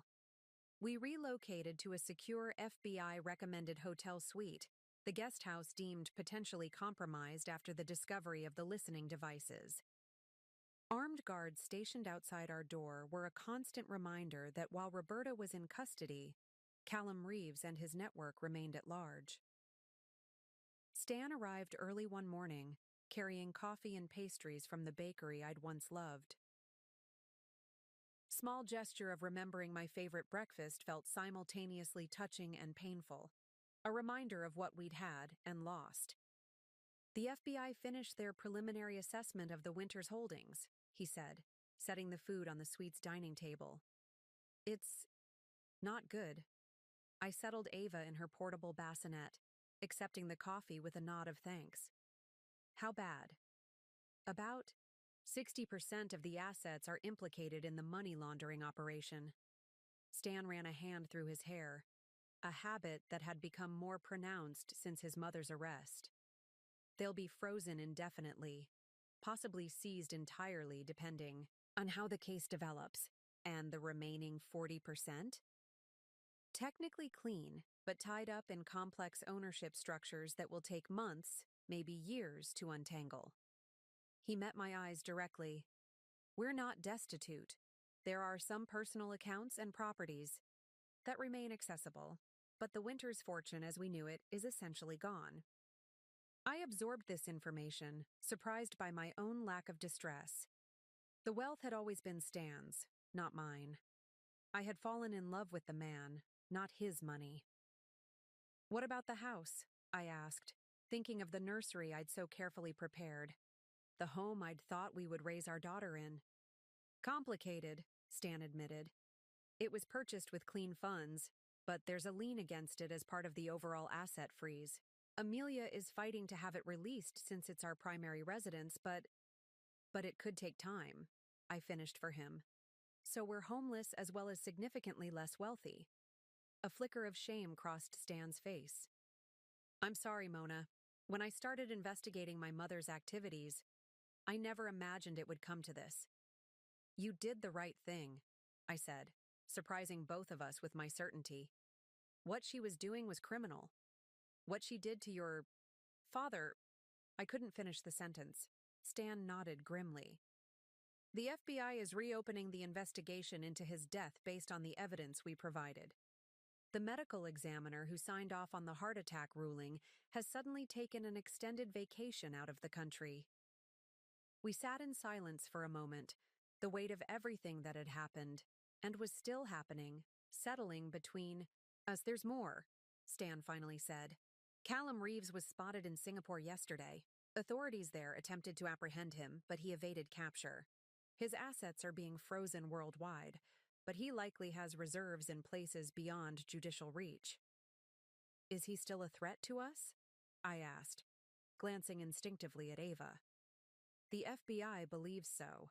He lost hundreds of millions because of our evidence. People like Callum don't forgive that kind of damage. Stan's expression hardened. That's why I've been discussing witness protection options with Agent Donovan. The words hit me like a physical blow. Witness protection? You mean new identities? Relocating? Cutting all ties? It might be necessary, at least until Callum is apprehended and the trial is complete. Could be months. Could be years. I looked around the hotel suite that had become our temporary home, thinking of Crystal, of my career, of all the connections that made up my life. The prospect of leaving everything behind was overwhelming. "What about your mother?" I asked. "Has she said anything about Callum's whereabouts?" Stan's expression darkened. "She's not cooperating. Her attorneys have advised complete silence. She's facing serious charges: money laundering, tax evasion, potentially conspiracy in my father's death if the new investigation yields evidence. She's looking at decades in prison." Despite everything Roberta had done, I felt a flicker of pity for Stan. Whatever her crimes, she was still his mother, the woman who had raised him. "I'm sorry," I said softly. "I know this can't be easy for you." He smiled sadly. "The strangest part is feeling relieved. All those years of trying to please her, of never measuring up. There's a certain freedom in having it all collapse." Knock at the door interrupted us. Stan tensed immediately, moving protectively toward Ava while I checked the security monitor. It was Amelia, looking uncharacteristically disheveled. I opened the door, concern mounting at her grave expression. "What's happened?" "The media got hold of the story," she said without preamble, entering the suite and setting her laptop on the table. "It's everywhere." She opened the computer to display a news website with the headline, "Winter's Family Empire Crumbles. Matriarch Arrested in Massive Financial Fraud Scheme." Below were pictures of Roberta being escorted by FBI agents, an archive photo of Stan and me at a charity gala, and most disturbingly, a grainy photo of me leaving the hotel yesterday with Ava, clearly taken with a long-range lens despite the security precautions. "How did they get this?" I asked, pointing to the photo of Ava and me.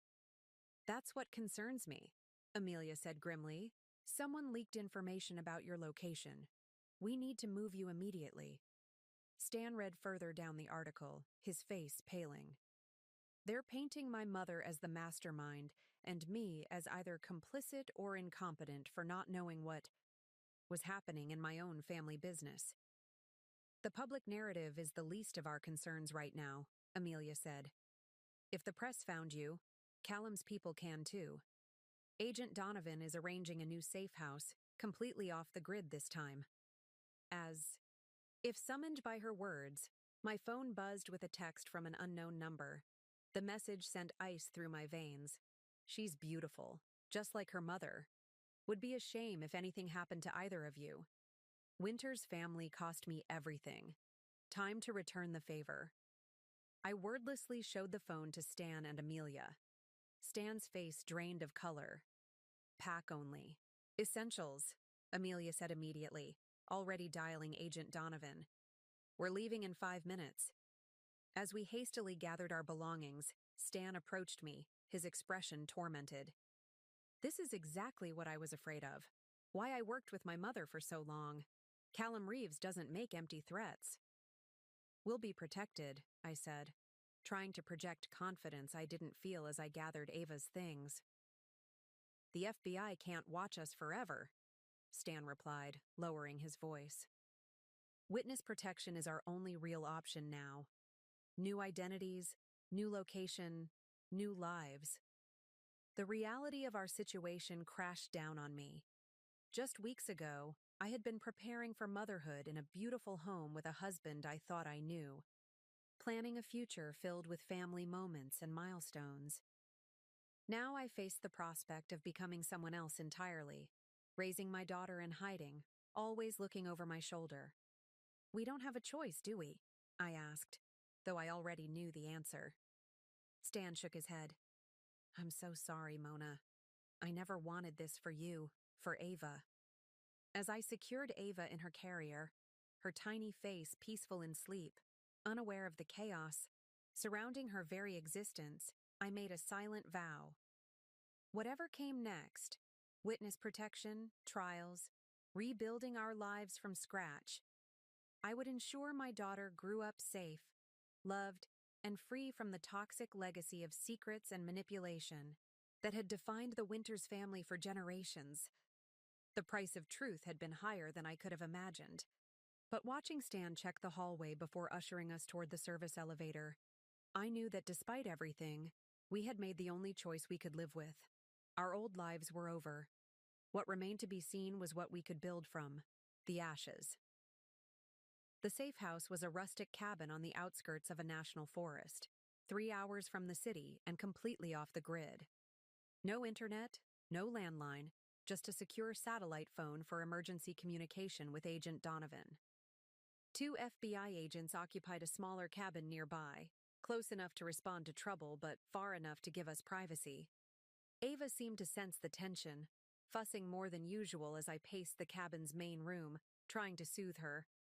The past week had been a blur of movement, from hotel to temporary safe house to another hotel, and finally to this isolated cabin, never staying in one place long enough for Callum's network to track us. "She might be picking up on our stress," Stan observed, watching us from the doorway where he'd been bringing in supplies. The FBI had stocked the cabin with essentials, but Stan had insisted on making a supply run with an agent to get specific items he knew I preferred: my favorite tea, the only baby formula that didn't give Ava gas, the lavender lotion I used on her after bath time. These small considerations both touched and confused me. They were reminders of the attentive husband I'd thought I knew, the man who had paid attention to my preferences and habits. How could that same man have participated in his mother's scheme, even if his intentions were complex? "When does Agent Donovan arrive?" I asked, changing the subject. "Around noon." Stan checked his watch. "Another hour or so. He's bringing the final witness protection paperwork. If we sign, we leave tomorrow morning." The reality of that decision hung heavy between us. Sign the papers, and Mona and Stan Winters would effectively cease to exist. We would become different people with fabricated backgrounds, living in an undisclosed location far from everyone and everything we knew. "This doesn't feel real," I admitted, gazing down at Ava, who had finally settled against my chest. "A month ago, I was decorating the nursery, planning her future. Now, I don't even know what name she'll grow up with." Stan approached cautiously, as if afraid I might reject his presence. When I didn't move away, he gently touched Ava's cheek with his finger. "I know this isn't what you signed up for when you married me." "No," I agreed. "It isn't." A heavy silence fell between us, filled with unspoken questions about our future. Were we staying together out of necessity? For Ava's sake? Because we still had feelings for each other despite everything? I wasn't sure I knew the answer myself. "I need some air," I said finally. "Can you take her for a while?" Stan nodded, carefully accepting Ava into his arms with practiced ease. Whatever else had happened between us, his love for our daughter was genuine and unwavering. Outside, the autumn air was crisp and clean, the forest around the cabin alive with natural sounds so different from the city. I walked to the edge of the small clearing, staying within sight of the cabin as Agent Donovan had instructed. The isolation was both comforting and unnerving, safe from immediate threats but far from help if something went wrong. My phone had been confiscated days ago, replaced with a basic burner for emergencies only. No social media, no contact with Crystal or anyone from my previous life. I had managed one brief supervised call to tell her I was safe, but couldn't provide details. The fear in her voice had been palpable, and the forced vagueness of my responses had left us both unsatisfied. The sound of an approaching vehicle interrupted my thoughts. Checking my watch, I frowned. Agent Donovan wasn't due for another 40 minutes. I moved quickly back toward the cabin, heart racing. A black SUV with tinted windows came into view, moving slowly up the unmarked dirt road. Not the government issue, sedan Donovan usually drove. I burst through the cabin door. "Someone's coming!" Not Donovan, Stan reacted immediately, placing Ava in her portable bassinet and reaching for the satellite phone. Get in the bedroom. Lock the door. What about you? I'll handle this. The agents should have seen the vehicle approaching. They'll be here any minute. Something in his tone made me hesitate. Stan, what aren't you telling me? He met my eyes, a complex mixture of emotions crossing his face. Just get Ava to safety. Please. Against my better judgment, I scooped up Ava and retreated to the bedroom, locking the door as instructed. Through the window, I could see the SUV stopping in front of the cabin. The door opened, and a man stepped out. Tall, distinguished, with silver hair and an expensive suit that seemed out of place in the rustic setting. With a jolt, I recognized him from news photographs. Callum Reeves. The man who had lost everything because of our evidence. The man who had threatened my daughter. Panic surged through me. Where were the FBI agents? How had Callum found us? I reached for the burner phone in my pocket, ready to call for help. When I heard the cabin's front door open, Stan's voice carried clearly. You're right on time.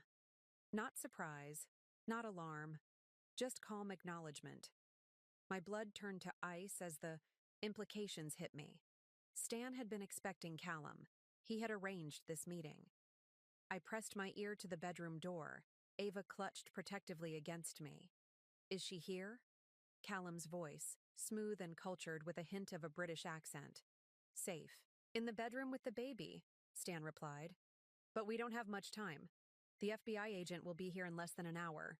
Then let's make this quick. Do you have what I asked for? I heard movement, the sound of papers being unfolded. Account numbers, access codes, everything you need to unfreeze the Singapore holdings, Stan said. It's all there. About 40. Millions still untouched by the authorities. And in exchange, you leave us alone. Permanently. No threats, no surveillance, no retaliation. Callum laughed softly. Your mother said you were the soft one, too principled for your own good. Yet here you are, making deals with the devil. I'm protecting my family, Stan replied, his voice hardening. Something my mother never understood. She saw Ava and Mona as extensions of her control. I see them as my responsibility, my future. Touching, Callum replied dryly. But you realize this is just the beginning?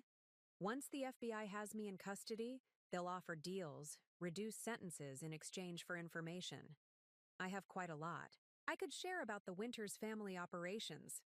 I'm counting on it, Stan said, surprising me. I want the truth to come out. All of it. I just want my wife and daughter safe while it does. There was a pause. Then Callum spoke again. And what makes you think I'll honor this agreement once I have the account information? Old habits die hard, Stanley. Because I have insurance, Stan replied calmly. A detailed dossier on your operations in Eastern Europe, the ones even the FBI doesn't know about yet. It's in a secure location with instructions to release it to Interpol if anything happens to us. The confident declaration stunned me. When had Stan compiled this information? How long had he been playing this dangerous game? You've become more like your mother than you realize, Callum said, admiration and wariness mixing in his tone. No, Stan replied firmly. My mother manipulated people for personal gain. I'm doing what's necessary to end this cycle, to give my daughter a chance at a normal life. Very well, Callum conceded. Consider our business concluded. You won't see me again, assuming the information you've provided is accurate. It is, Stan assured him. Now leave before the FBI arrives and all of this becomes moot. I heard footsteps moving toward the door, then Callum's parting words. You know they'll never stop looking for me. And if they catch me, all bets are off. That's why we're disappearing tomorrow, Stan replied. New identities, new location. Consider our slate wiped clean on both sides. The door closed, and seconds later, the SUV's engine started. I remained frozen in place, my mind reeling from what I'd just overheard. Stan had made a deal with Callum behind my back, behind the FBI's back. He had provided information to help a criminal escape justice in exchange for our safety. The bedroom door handle jiggled. Mona, it's clear. You can come out now. I unlocked the door but remained where I was. Ava still held protectively against me. Stan stood in the doorway, his expression unreadable. You heard? He said. It wasn't a question. Every word, I confirmed, my voice surprisingly steady despite the storm of emotions inside me. You went behind my back. Again. Stan held my gaze. I did what was necessary to keep you and Ava safe. By helping a criminal escape justice? By trading information for our safety? My voice rose despite my efforts to remain calm. That's exactly what your mother would have done, Stan. He flinched as if struck. No. My mother acted out of greed and control. I acted out of love. Love doesn't justify this, I countered. What happens when Agent Donovan arrives? Are you going to lie to him too? The question hung between us. The final test of whether Stan had truly changed or was still manipulating events, and me, to suit his purposes. Stan's shoulders slumped under the weight of my question. The confidence he'd shown with Callum evaporated, leaving a man who looked worn down to his core. I wasn't planning to lie, he said quietly. I was going to tell Donovan everything after Callum was gone, after I knew you and Ava were safe. And you think he'll just understand? That the FBI will overlook you aiding a federal fugitive? No, I expect there will be consequences. Stan met my gaze directly. But they'll be my consequences, not yours. I made sure of that. Before I could respond, the sound of tires on gravel announced another arrival. Through the window, I spotted Agent Donovan's sedan pulling up, followed by a second vehicle with 2 more agents. That's Donovan, I said unnecessarily. You need to decide right now, Stan. Truth or more lies? He took a deep breath, squaring his shoulders. Truth. All of it. No more secrets. The next hour unfolded like a scene from a movie I was watching rather than living. Stan confessed everything to Agent Donovan. The meeting with Callum, the information he'd provided, the deal he'd made. The agent's face progressed from confusion to disbelief to controlled fury. Do you have any idea what you've done? Donovan demanded, pacing the small cabin. You've compromised a federal investigation, potentially allowed a dangerous criminal to escape justice. I protected my family, Stan interrupted firmly. Something your security measures were failing to do. Donovan's face reddened. We had round-the-clock surveillance. Yet Callum knew exactly where to find us, Stan countered. Either your team has a leak, or his resources are far beyond what you've estimated. Either way, my wife and daughter remained at risk. I stood by the window, Ava sleeping in my arms, listening to the 2 men argue. Despite my anger at Stan's deception, I couldn't deny the logic of his argument. Somewhere, somehow, security had been breached. We need to move you immediately, Donovan finally decided. This location is compromised. No, I said, surprising all of us. No more running. 3 pairs of eyes turned to me. Mona, Stan began gently. It's not safe. It never will be, I interrupted. Not as long as we're reacting to threats instead of addressing the root cause. I turned to Agent Donovan. What if we could bring Callum in? What if we could convince him to surrender voluntarily? Donovan looked skeptical. Mrs. Winters, Callum, Reeves has evaded international law enforcement for years. He's not going to turn himself in. He might, I insisted, if the alternative is worse. Stan studied my face, understanding dawning in his eyes. The insurance policy, the dossier on his Eastern European operations, I nodded. You said it's in a secure location with instructions to release it to Interpol if anything happens to us. What if we accelerate that timeline? Give Callum a choice. Surrender to U.S. authorities or have his most damaging secrets exposed worldwide. You're suggesting we blackmail a dangerous criminal, Donovan said, but I could see him considering the possibility. I'm suggesting we use the leverage we have, I corrected. Stan's already crossed a line by meeting with him. Let's make that meeting count for something beyond our personal safety. Stan looked at me with a mixture of surprise and admiration. You're willing to take that risk? After everything that's happened? I'm tired of being a victim, Stan.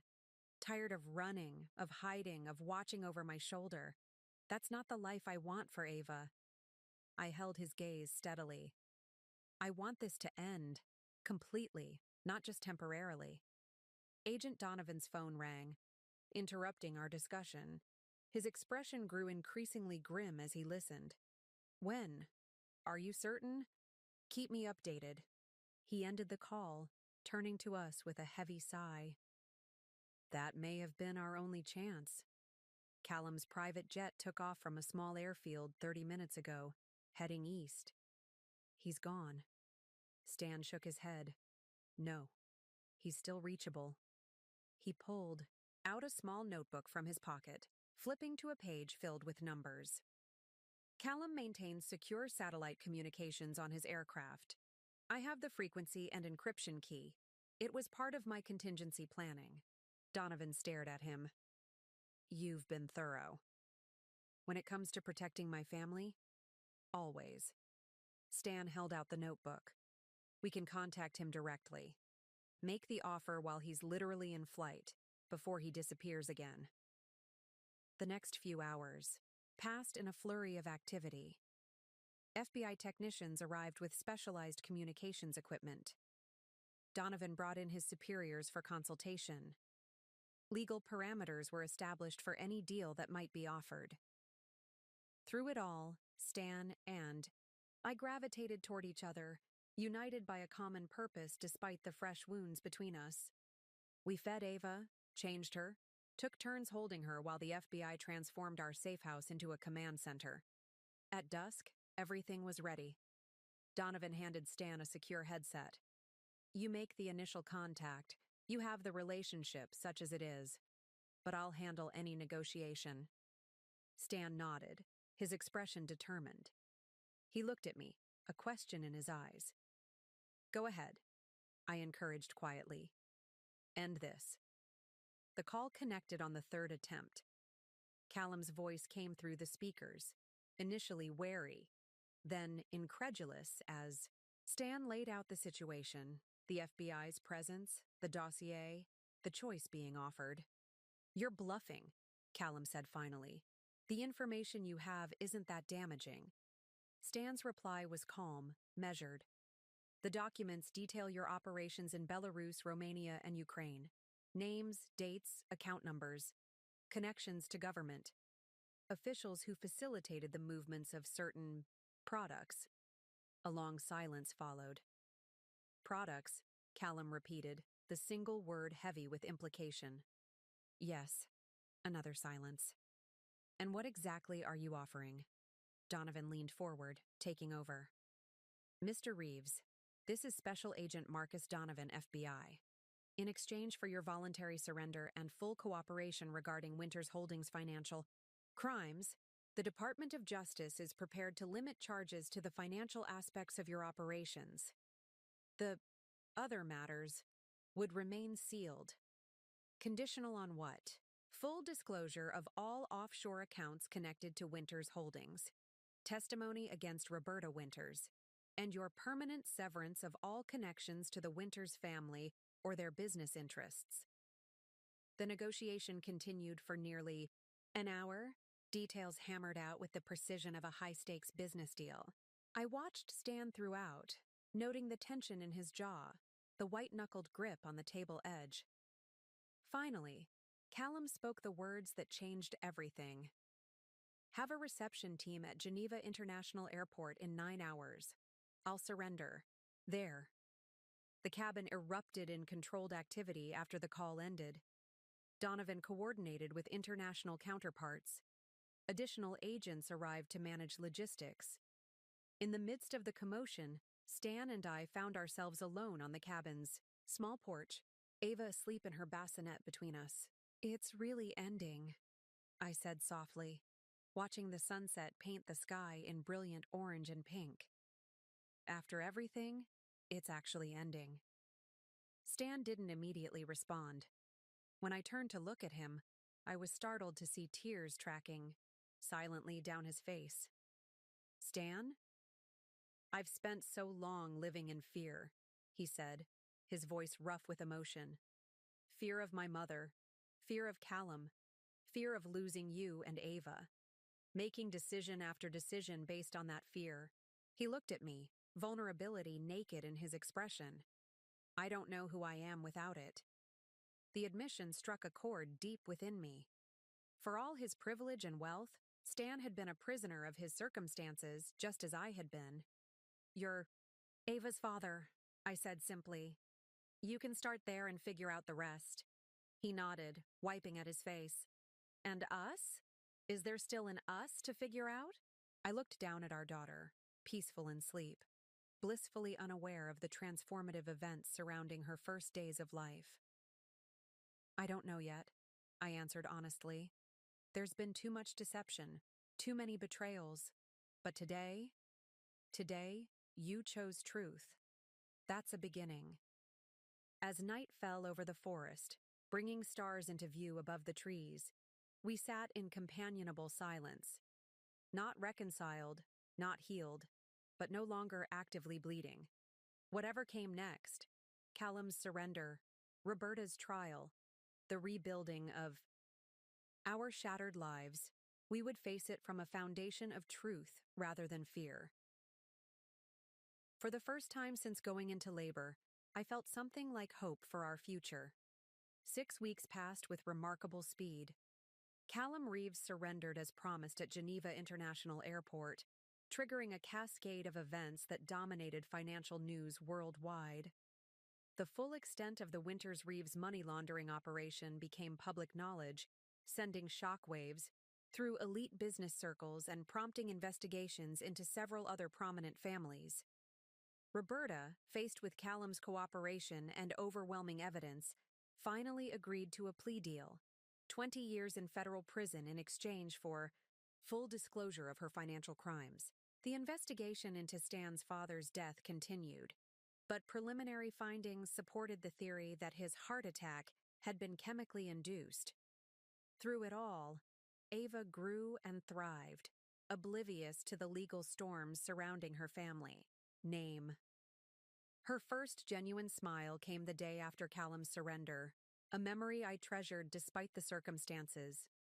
We had relocated again, this time to a comfortable house on the outskirts of Santa Fe, New Mexico.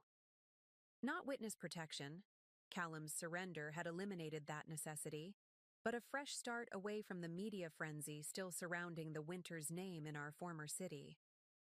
Stan had rented his own place nearby, giving us space while maintaining regular contact for Ava's sake. He visited daily, sometimes staying for hours, sometimes just long enough to hold his daughter and ensure we had everything we needed. The distance between us remained, neither fully resolved nor completely insurmountable. Crystal had flown out, to stay with me for 2 weeks, her steady presence a balm during the transition. She'd returned home reluctantly, extracting promises of regular video calls and updates on Ava's development. On a crisp autumn morning, as I sat on the porch watching the Sangre de Cristo Mountains change colors with the rising sun, Amelia's call came through. "The asset division is complete," she said without preamble. "The judge signed off on everything this morning." I took a deep breath. And, better than expected, after government seizures and legal fees, approximately $32 million remains in untainted assets. The judge awarded you personal control of 40%, with the remainder in trust for Ava. The figure shouldn't have surprised me. We'd been negotiating for weeks, but hearing it confirmed made it suddenly real. Nearly $13 million, a fortune by normal standards, a fraction of the original Winters' wealth. "What about Stan?" I asked. He receives a similar division of what remained of his personal holdings, about 20 million total.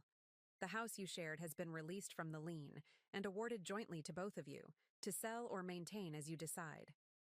I thought about the nursery I'd so lovingly prepared, now sitting empty thousands of miles away.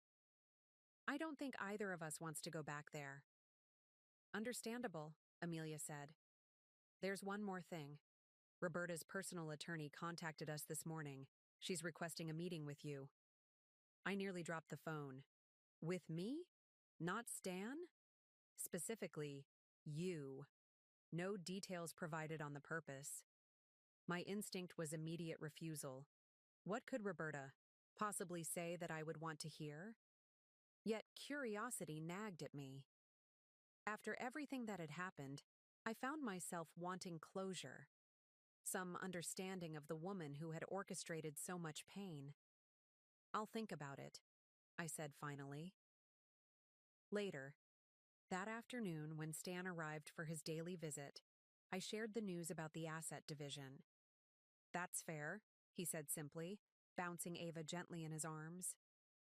She had just started making consistent eye contact, and the way she studied her father's face with complete focus was mesmerizing. You deserve every penny and more, Amelia said. Roberta wants to meet with me, I added, watching his reaction carefully. Stan stilled, his expression darkening. Absolutely not. She's manipulative, dangerous. She's in federal custody, I reminded him. What could she possibly do to me now? It's not about physical danger, Mona. She's a master at psychological warfare. Whatever she wants to say, it's calculated to hurt you or use you somehow. I understood his concern, but something about his immediate rejection strengthened my resolve. I think I need to do this. For closure, if nothing else. Stan studied me for a long moment. If you're determined, at least let me come with you. She asked to see me alone. Of course she did, he muttered, shaking his head. Divide and conquer. Classic Roberta strategy. Despite his objections, arrangements were made. 3 days later, I found myself in a sterile visitation room at the Federal Detention Center where Roberta awaited trial. The woman who entered, escorted by a guard, barely resembled the imperious matriarch I remembered. Prison had stripped away Roberta's carefully maintained facade. Without her designer clothes and professional styling, she looked smaller, older, almost fragile. Only her eyes remained unchanged, sharp, calculating, missing nothing. Mona, she said, her voice still carrying that cultured tone I remembered. Thank you for coming. Curiosity got the better of me, I replied honestly. What could you possibly have to say that I would want to hear? Roberta smiled faintly. Direct as always. One of your better qualities, though I was loath to admit it. She settled into the chair across from me, folding her hands on the table. I wanted to see you because, despite everything, you are the mother of my only grandchild. If this is about seeing Ava, it's not, she interrupted. I harbor no illusions about my future relationship with my granddaughter. My actions have forfeited that privilege. Something that might have been regret flickered across her face before disappearing. This is about Stanley, I tensed. What about him? He's always been different from the rest of us. Softer, more principled. She said the word as if it were a mild character flaw rather than a virtue. Andrew, my husband, was the same way. Always questioning, always concerned with ethics, rather than outcomes. And that's why you had him killed? I couldn't help asking, the accusation slipping out before I could censor myself. Roberta didn't flinch. Andrew made choices that threatened everything the Winters family had built. I made choices to preserve it. No admission, no denial, just cold pragmatism. What does this have to do with Stan? Stanley loves you, she said simply. More than the family legacy, more than his own freedom. He proved that when he gave up everything to protect you and the child. That kind of love is unusual, valuable. I remained silent, unsure where she was heading with this strange conversation. I won't pretend to approve of his choices, Roberta continued. I find them bewildering, frankly, but I respect the clarity of his conviction. She leaned forward slightly. Don't punish him forever for the sins of his family, for my sins. The request, so unexpected, so incongruous coming from this woman, left me momentarily speechless. Why do you care? I finally asked. You've never approved of me, never wanted me in your family. Roberta's expression shifted, revealing a complexity I hadn't previously recognized. You were never the sophisticated, socially connected daughter-in-law I envisioned. But you have proven formidable. You withstood betrayal, manipulation, threats to your child, and emerged not just intact, but victorious. A hint of reluctant admiration colored her tone. The Winters family has always valued strength, even when it operates against our interests.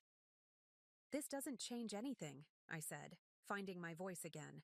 Your approval or disapproval means nothing to me.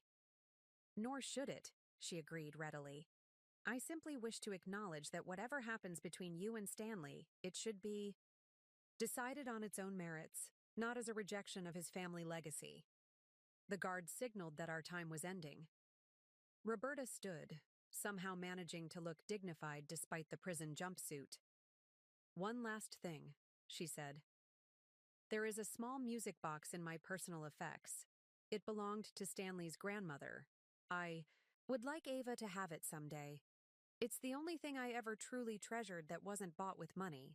With that enigmatic statement, she turned and walked away, leaving me to wonder if I had just witnessed a moment of genuine humanity from Roberta Winters, or simply another calculated performance. As I left the detention center, I found Stan waiting, anxiously in the parking lot despite my insistence that I would handle this alone. What did she want? He asked immediately. I hesitated, still processing the strange encounter. To make peace, I think, in her own way. Stan looked skeptical. My mother doesn't make peace. She makes strategic retreats. Maybe, I conceded. Or maybe losing everything has shown her what actually matters. And what's that? I looked at him thoughtfully. Family. But not the way she defined it. Not as a legacy or empire. Family as people who love and protect each other.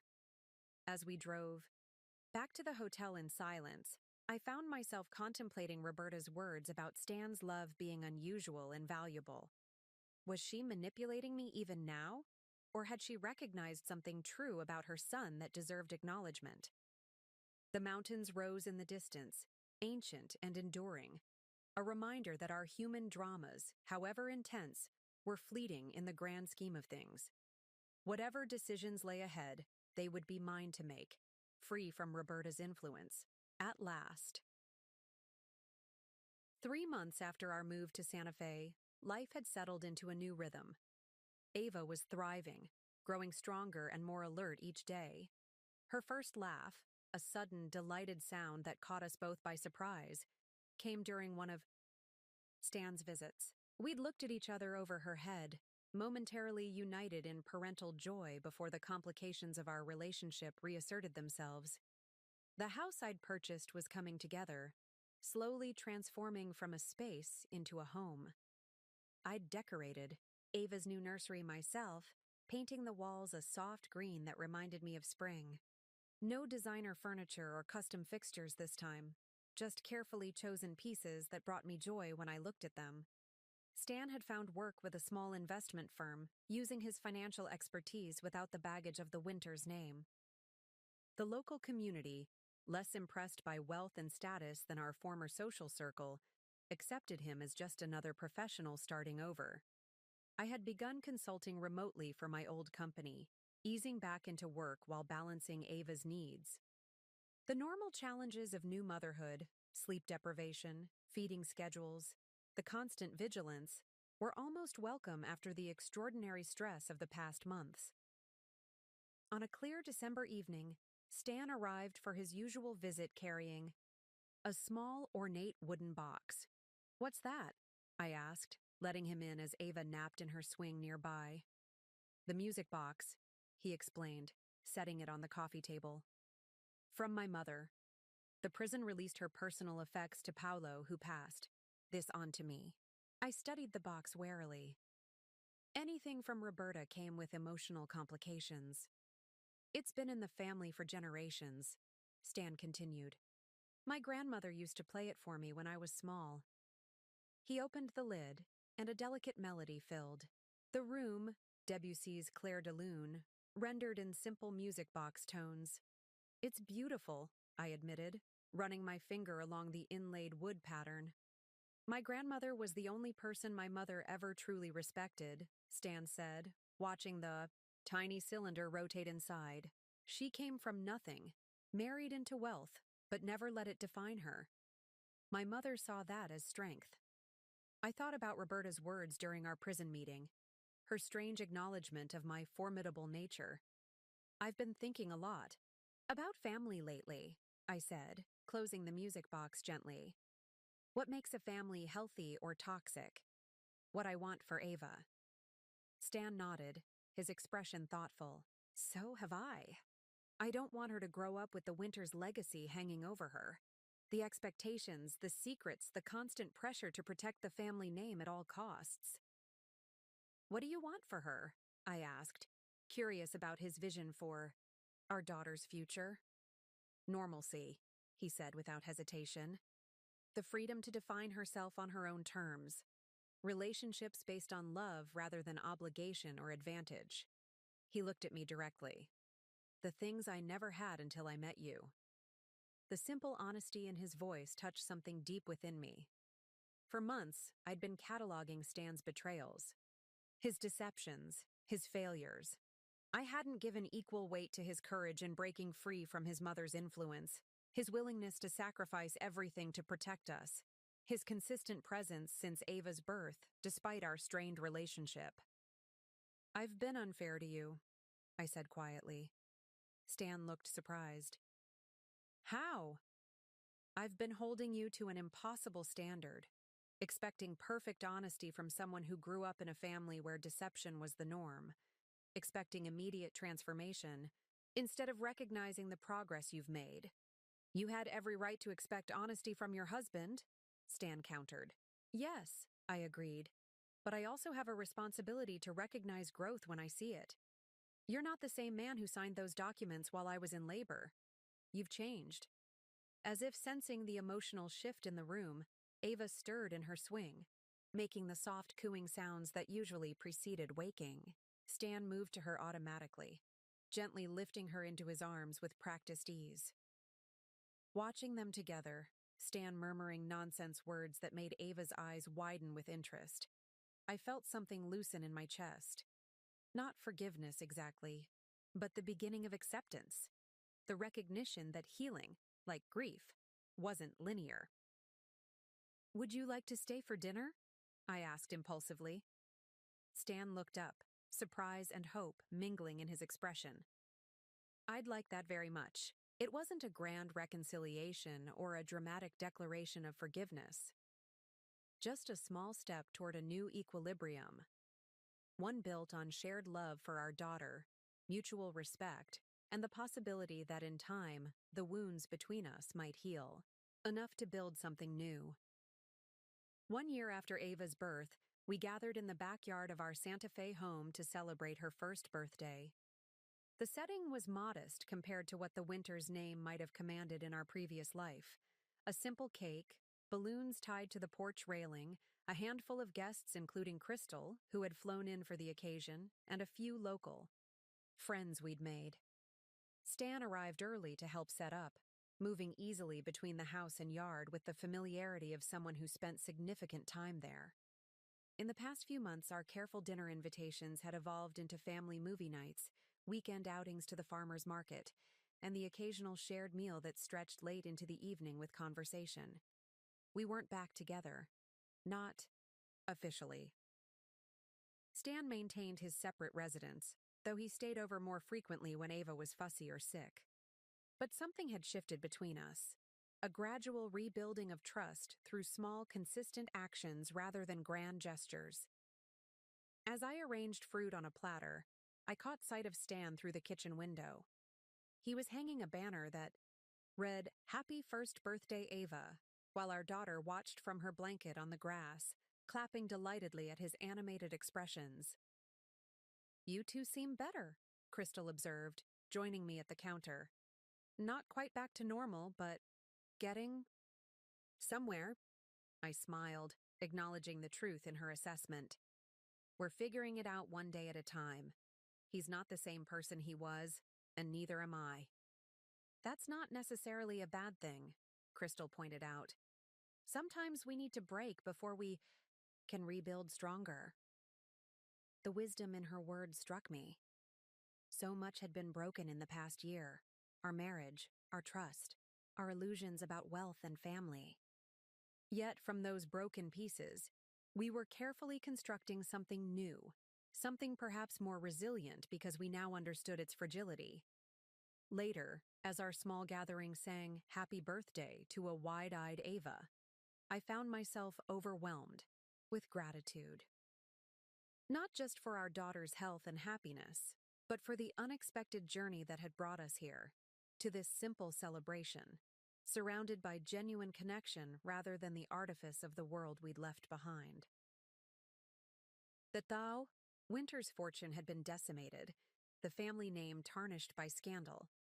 Roberta remained in prison, her empire dismantled. Yet standing in our modest backyard, watching Ava smash cake between her tiny fingers while Stan captured the moment on camera, I felt wealthier than I ever had in our mansion. After the guests had departed and Ava was bathed and settled into her crib, Stan and I found ourselves on the back porch, sharing a bottle of wine beneath the vast New Mexico sky. "I got a letter from my mother today," Stan said after a comfortable silence. "She's been transferred to a minimum security facility. Says the music theory classes she's teaching give her purpose." I raised an eyebrow, skeptical but willing to consider the possibility of change, however limited. "Do you believe her?" Stan shrugged. "I believe she's adapting. It's what she's always done." He swirled the wine in his glass thoughtfully. "She asked about Ava, about you." "What did you tell her?" "The truth. That we're finding our way. That Ava is amazing." He looked at me, his expression open. "That I'm grateful every day for this second chance, even though I didn't deserve it." "We all deserve second chances," I said softly.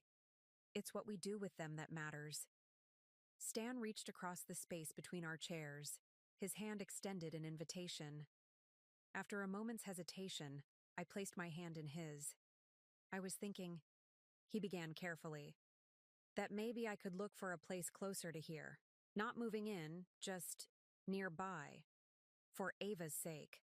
I interlaced our fingers, the familiar contours of his hand both strange and comforting. "Or you could stay here sometimes. In the guest room," I added quickly. "Also for Ava's sake." Hope flickered across his face, cautious but unmistakable. "I'd like that."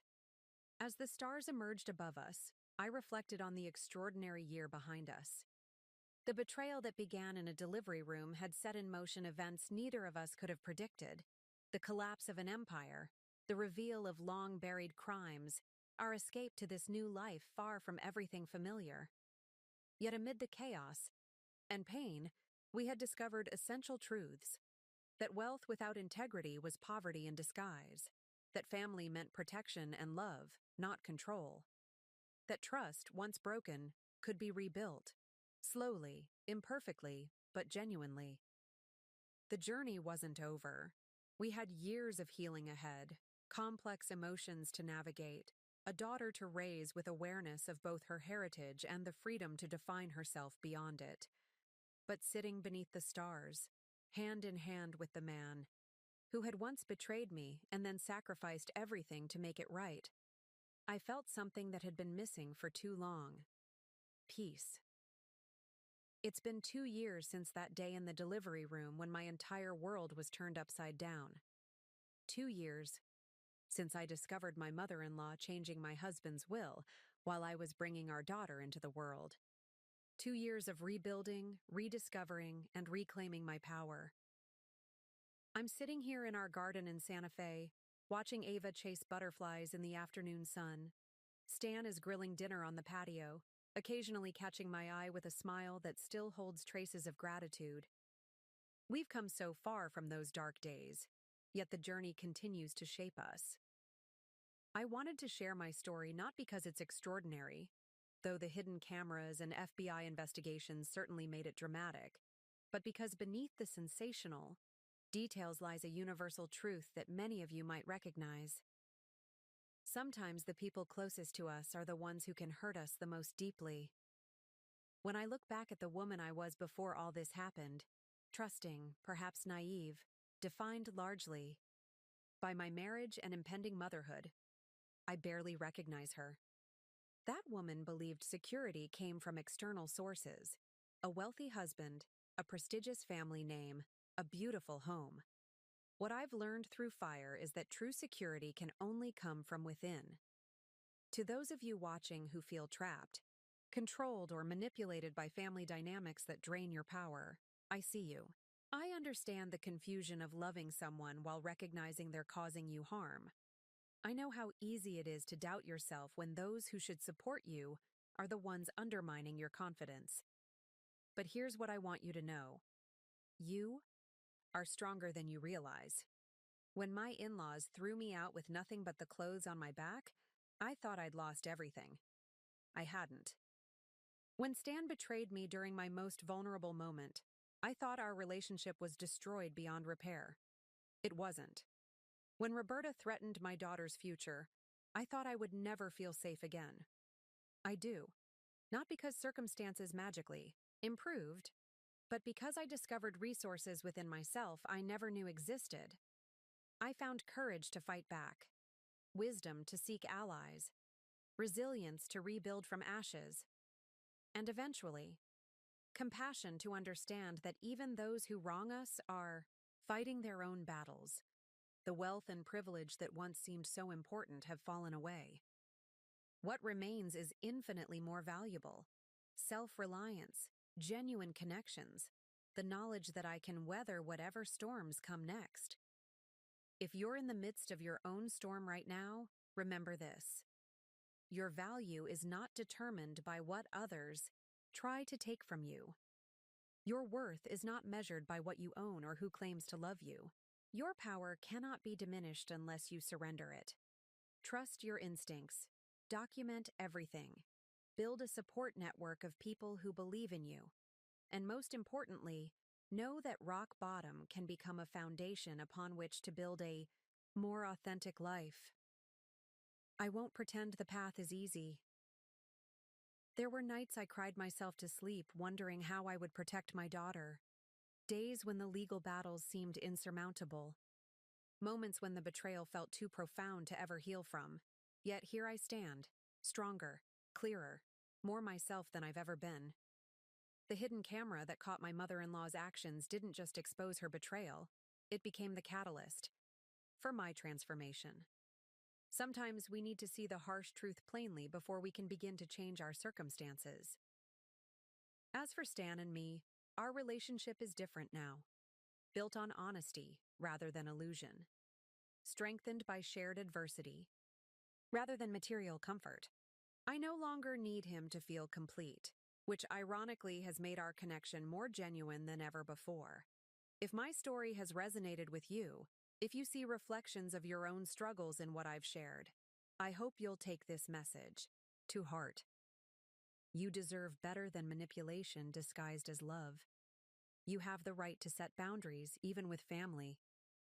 You possess everything you need to rebuild when systems of control collapse around you. The world wants us to believe that women, especially mothers, should sacrifice everything for family harmony, that we should tolerate disrespect to keep the peace, that we should silence our intuition when it warns us something isn't right. I'm here to tell you that the opposite is true. Your voice matters. Your instincts protect you. Your boundaries honor not just yourself, but everyone who learns. From your example, especially your children, Ava will grow up knowing her mother fought back, that her worth isn't tied to a family name or bank account, that authentic relationships require mutual respect, not power struggles. These lessons alone make everything we endured worthwhile. As the sun sets on another day in our new life, I'm filled not with regret for what was lost, but gratitude for what was found. My voice, my strength, my ability to forge a path forward on my terms. Whatever challenges you're facing, know that you're not alone. There is light after darkness, growth after devastation, power within pain. Trust yourself. Fight for what's yours. And remember that sometimes the most beautiful lives are built from the ruins of what we thought we wanted. You've got this. And somewhere, I'm cheering you on. Up next, you've got two more standout stories right on your screen. If this one hit the mark, you won't want to pass these up. Just click and check them out.